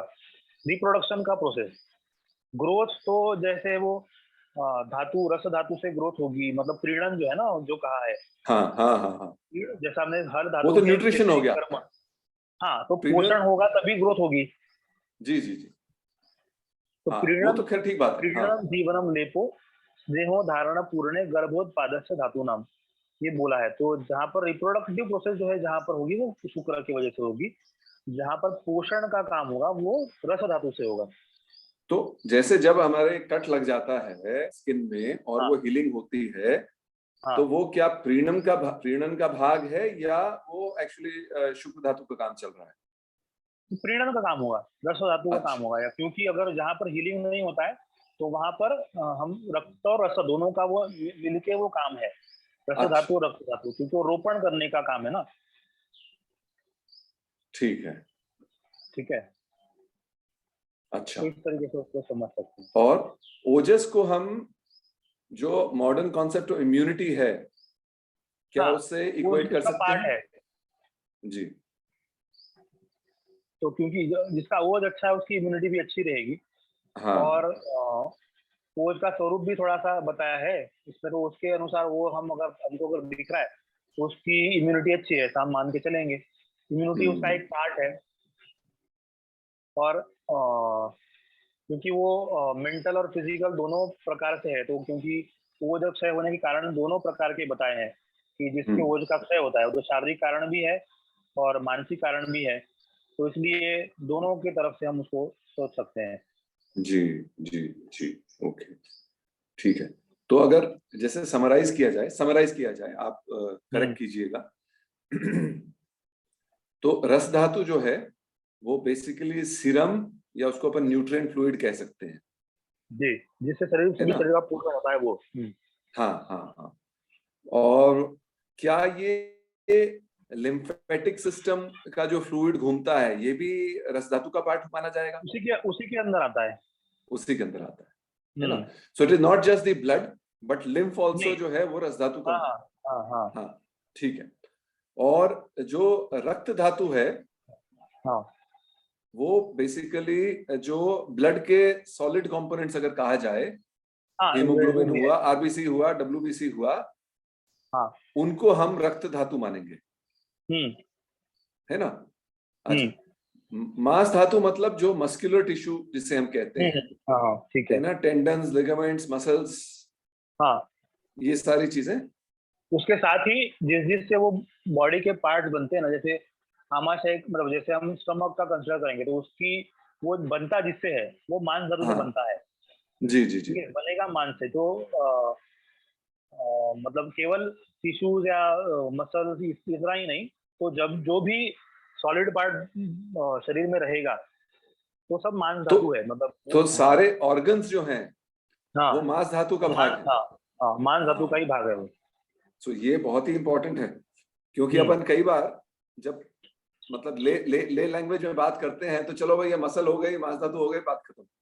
नहीं नहीं, हाँ बाकी भी उसमें आता है। हाँ, ये तो इसीलिए बहुत ही इम्पोर्टेंट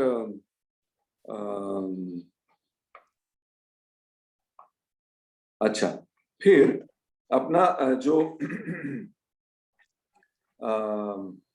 मेद। मेद धातु है, एसेंशियली फैट, बट हाँ, फैट जो कि not just subcutaneous fat but जो ऑल्सो भी जो फैट का लिपिड्स स्वरूप वगैरह। शरीर में, हाँ हाँ, हाँ मतलब सेल में जो भी क्या ग्लोबिन्स रहते हैं, फैट का जो भी पार्ट हाँ, सेल में भी रहेगा तो वो भी मेद धातु के अंदर ही आएगा। मेद धातु के अंदर ही आएगा, राइट, ठीक है। और जो अस्थि धातु है वो ऑलमोस्ट बड़ी डायरेक्टली ऑलमोस्ट बोन्स से। वही है, हाँ हाँ, हाँ, ऑलमोस्ट वही उसका है कोई वो। और खास और कंपोनेंट नहीं है ना। नहीं, हाँ, ठीक है, तो वो उसकी इक्विवेलेंट काफी मतलब डायरेक्ट है हाँ मिलता है, हाँ लगभग ठीक है वो। लगभग, है ना। अब मज्जा धातु अपन ने कहा कि ये एक तो बहुत क्रिटिकल धातु भी हाँ, है ना। और इसमें एक तो बोन मैरो आ जाता है, हम्म, और पूरा नर्व्स और नर्वस सिस्टम और जो हमारा ब्रेन के अंदर जो भी वो हाँ ग्रे मैटर है वो सारा हाँ, सब नर्वस वो टिश्यू में आता है, मज्जा के ही, हाँ मज्जा के ही अंदर आएगा। मज्जा के अंदर आएगा, हम्म, राइट।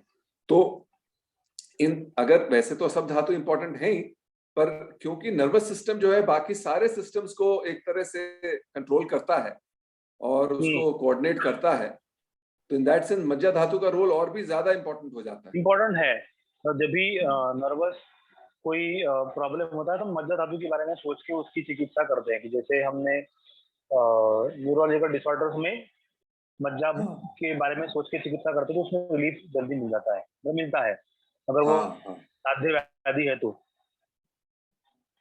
तो अब जैसे समथिंग लाइक जैसे एंजाइटी है या डिप्रेशन है, जो कि हम्म, आज मतलब फिनोमिनली कॉमन है, तो क्या इसको हम मतलब क्योंकि एंजाइटी मतलब क्या कि नर्व स्ट्रांग नहीं होती, मतलब इन सेंस कि जरा सी चीज से इंसान घबरा जाता है, तो क्या इसको हाँ हम मज्जा धातु का डिसऑर्डर कहेंगे या धातु से कोई रिलेशन नहीं है, ये एक मेंटल माना जाता है? एक्चुअली वो धातु के क्षय के कारण हो सकता है, हम्म, लेकिन वो ज्यादातर मनोविकार के बारे में वो ज्यादा आ जाता है, मनस का मनोविकार हो विषय जाता ज्यादा है। और है, राइट इसलिए मन की चिकित्सा करना ज्यादातर योग का विषय है। राइट। मतलब उसमें, हाँ आहार का उसमें इम्पोर्टेंस है ही, लेकिन मज्जा का जहाँ पर आएगा, जहाँ पर अपस्मार जैसा व्याधि है कि जिससे बुद्धि का ह्रास होता है, जहाँ पर डायरेक्टली इन्वॉल्वमेंट ऑफ बुद्धि वगैरह है, वो उसको हम कहेंगे कि वो मज्जा धातु से कनेक्टेड है। लेकिन हाँ एंग्जाइटी है, डिप्रेशन है, ये सभी जो व्याधि है जो अभी कॉमन है, तो उसको हम ज्यादातर मानसिक व्याधि उसको हम कहते हैं। उसका रिलेशन हाँ, ज्यादा योग से है, आयुर्वेद से उतना कम है। मतलब उसमें अगर कम है, उसका कारण अगर शरीर का पोषण ये मेन कारण अगर है, तो फिर वो हम जी। चिकित्सा आयुर्वेद की दृष्टि से करते हैं। और अगर उसमें उतना इन्वॉल्वमेंट नहीं है तो उसमें फिर जो हम सद्भावजय चिकित्सा, वो धैर्य, स्मृति, समाधि वगैरह, उसका उपयोग ज्यादा उसमें हो जाएगा। जैसे किसी को कॉर्टिकल एट्रोफी है, हाँ, तो वो मज्जा में जाएगा। वो मज्जा में जाएगा, हाँ, हाँ, ठीक है। तो बस मज्जा धातु को नरिश करने से जैसे वो एट्रोफी धीरे धीरे ठीक होती है, अगर होती है, वैसे हाँ वैसे तो फिर इंसान, हाँ हाँ ठीक हाँ, होगा। है ना। और मुझे ऐसा लगता है कि ये आयुर्वेद का खास तौर से एक देन है इंसानियत को, क्योंकि और पद्धतियों में जितना मैंने देखा, and Ayurveda definitely, sorry allopathy definitely does not understand, मतलब उनको समझ ही नहीं है न्यूरोलॉजिकल चीजों की।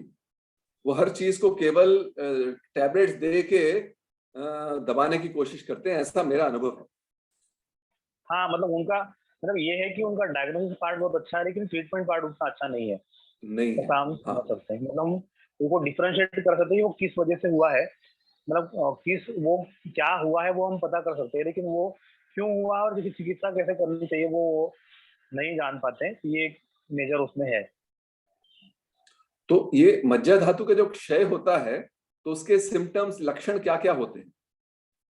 हम्म, मज्जा धातु के क्षय के लक्षण तो उसमें अध्याय में तो बताए है ही, कि जो हाँ हमने जी, पहले देखा था कि क्या जी। क्या होता है।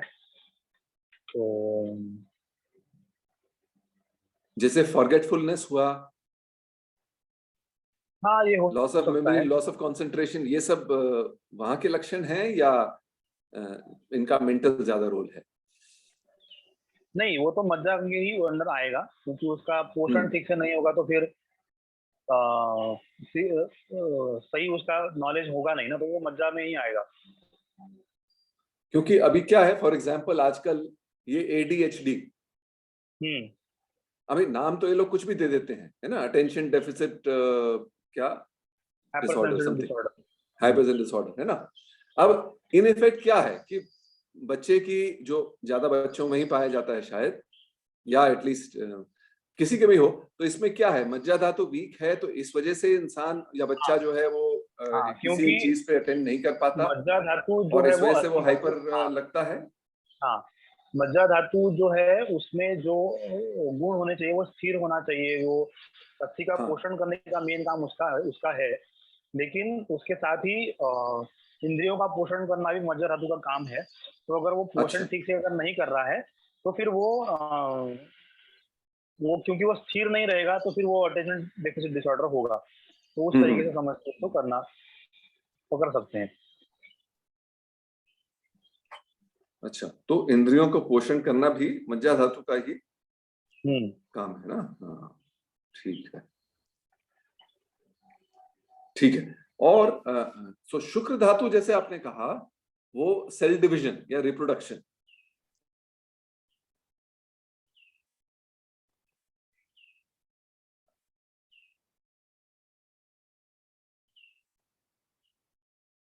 हाँ, ठीक है ना। और तो जहां जहां पे सेल डिवीजन की प्रक्रिया हो रही है हाँ ऑल ओवर द बॉडी, वहां वहां पे हम कह सकते हैं कि ये शुक्र धातु एक्टिव हाँ है हाँ, ठीक है। है ना।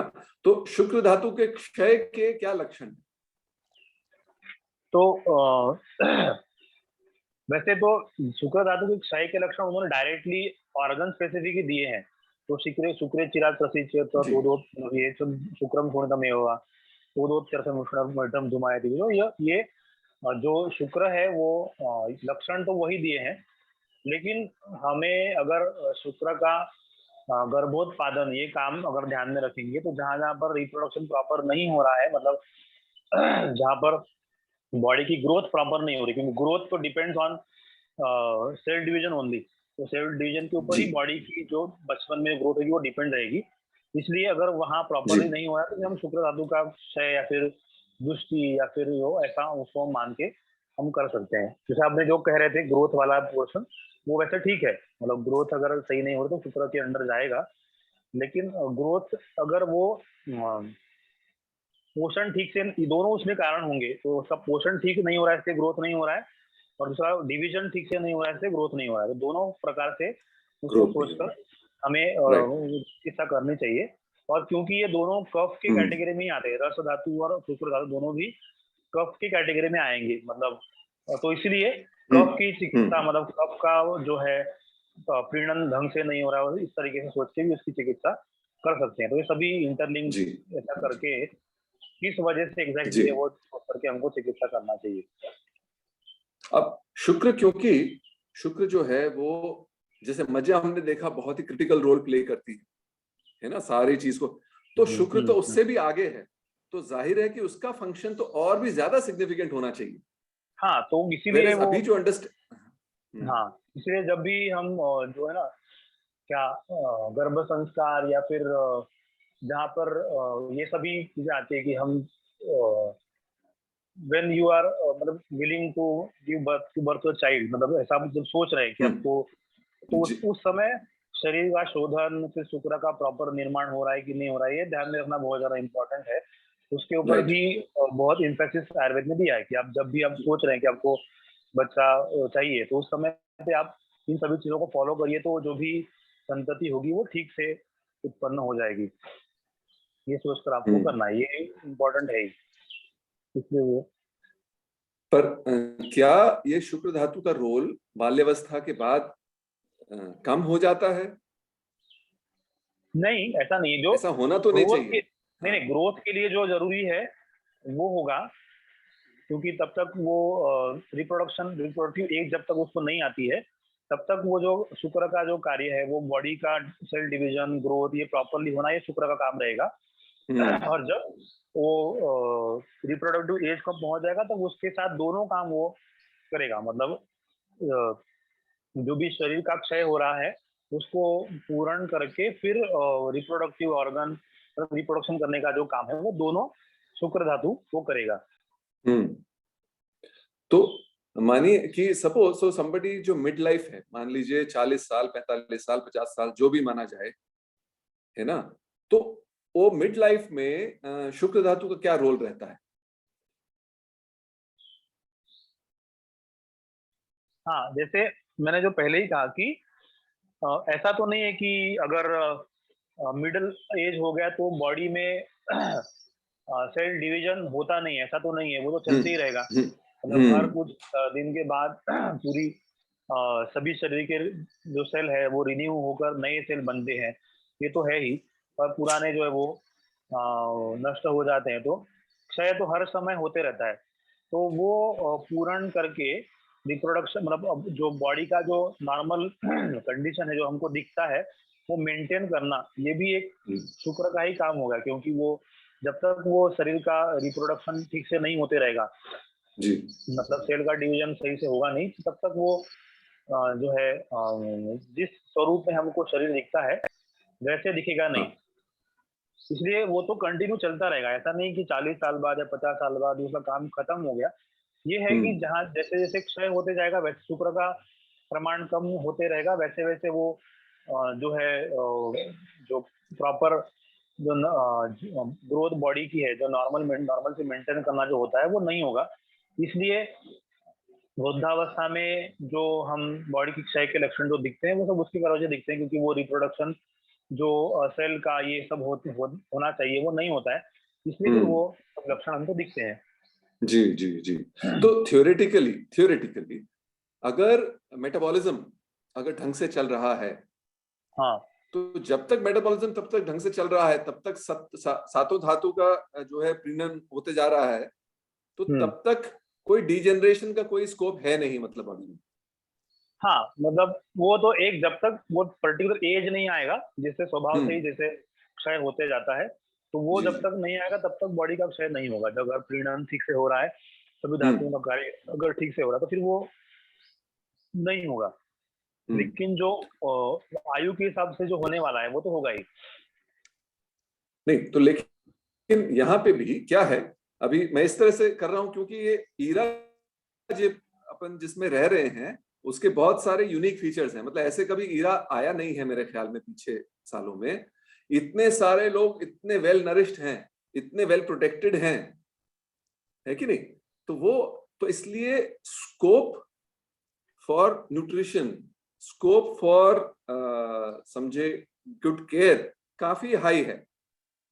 अगर इंसान अपने ढंग से चले, है ना, तो बहुत सारी चीजें अर्जित करके अपने आप को स्वस्थ रख सकता है, जो कि पहले या तो ह्यूमन कॉजेस की वजह से कि भाई सूखा पड़ गया, या खाना इतना नहीं है, या खाना अपने को प्रोक्योर करने की अपने पास सुविधा नहीं है, इन सब की वजह से इंसान मेल न्यूट्रिशन होता था। या ये सब होने के बावजूद भी लेकिन नेचुरल कॉजेस से अर्थक्वेक्स हुए, फायर हुई, वाटर हुआ, फ्लड हुए, ये इतने बार बार आते रहते थे, या वाइल्ड एनिमल्स हुए, इसकी वजह से वो नहीं कर पाता था।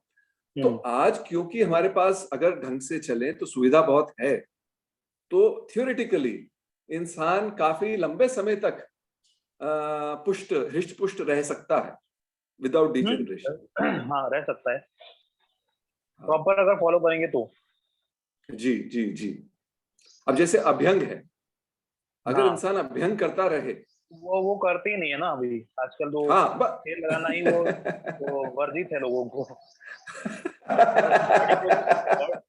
बॉडी को तो छोड़ ही देंगे, वो सर को भी तेल लगाते नहीं है, क्योंकि वो तेल लगाते हैं तो फिर वो ऐसे बाल बिखरते नहीं ना, तो फिर कैसे लगाएंगे।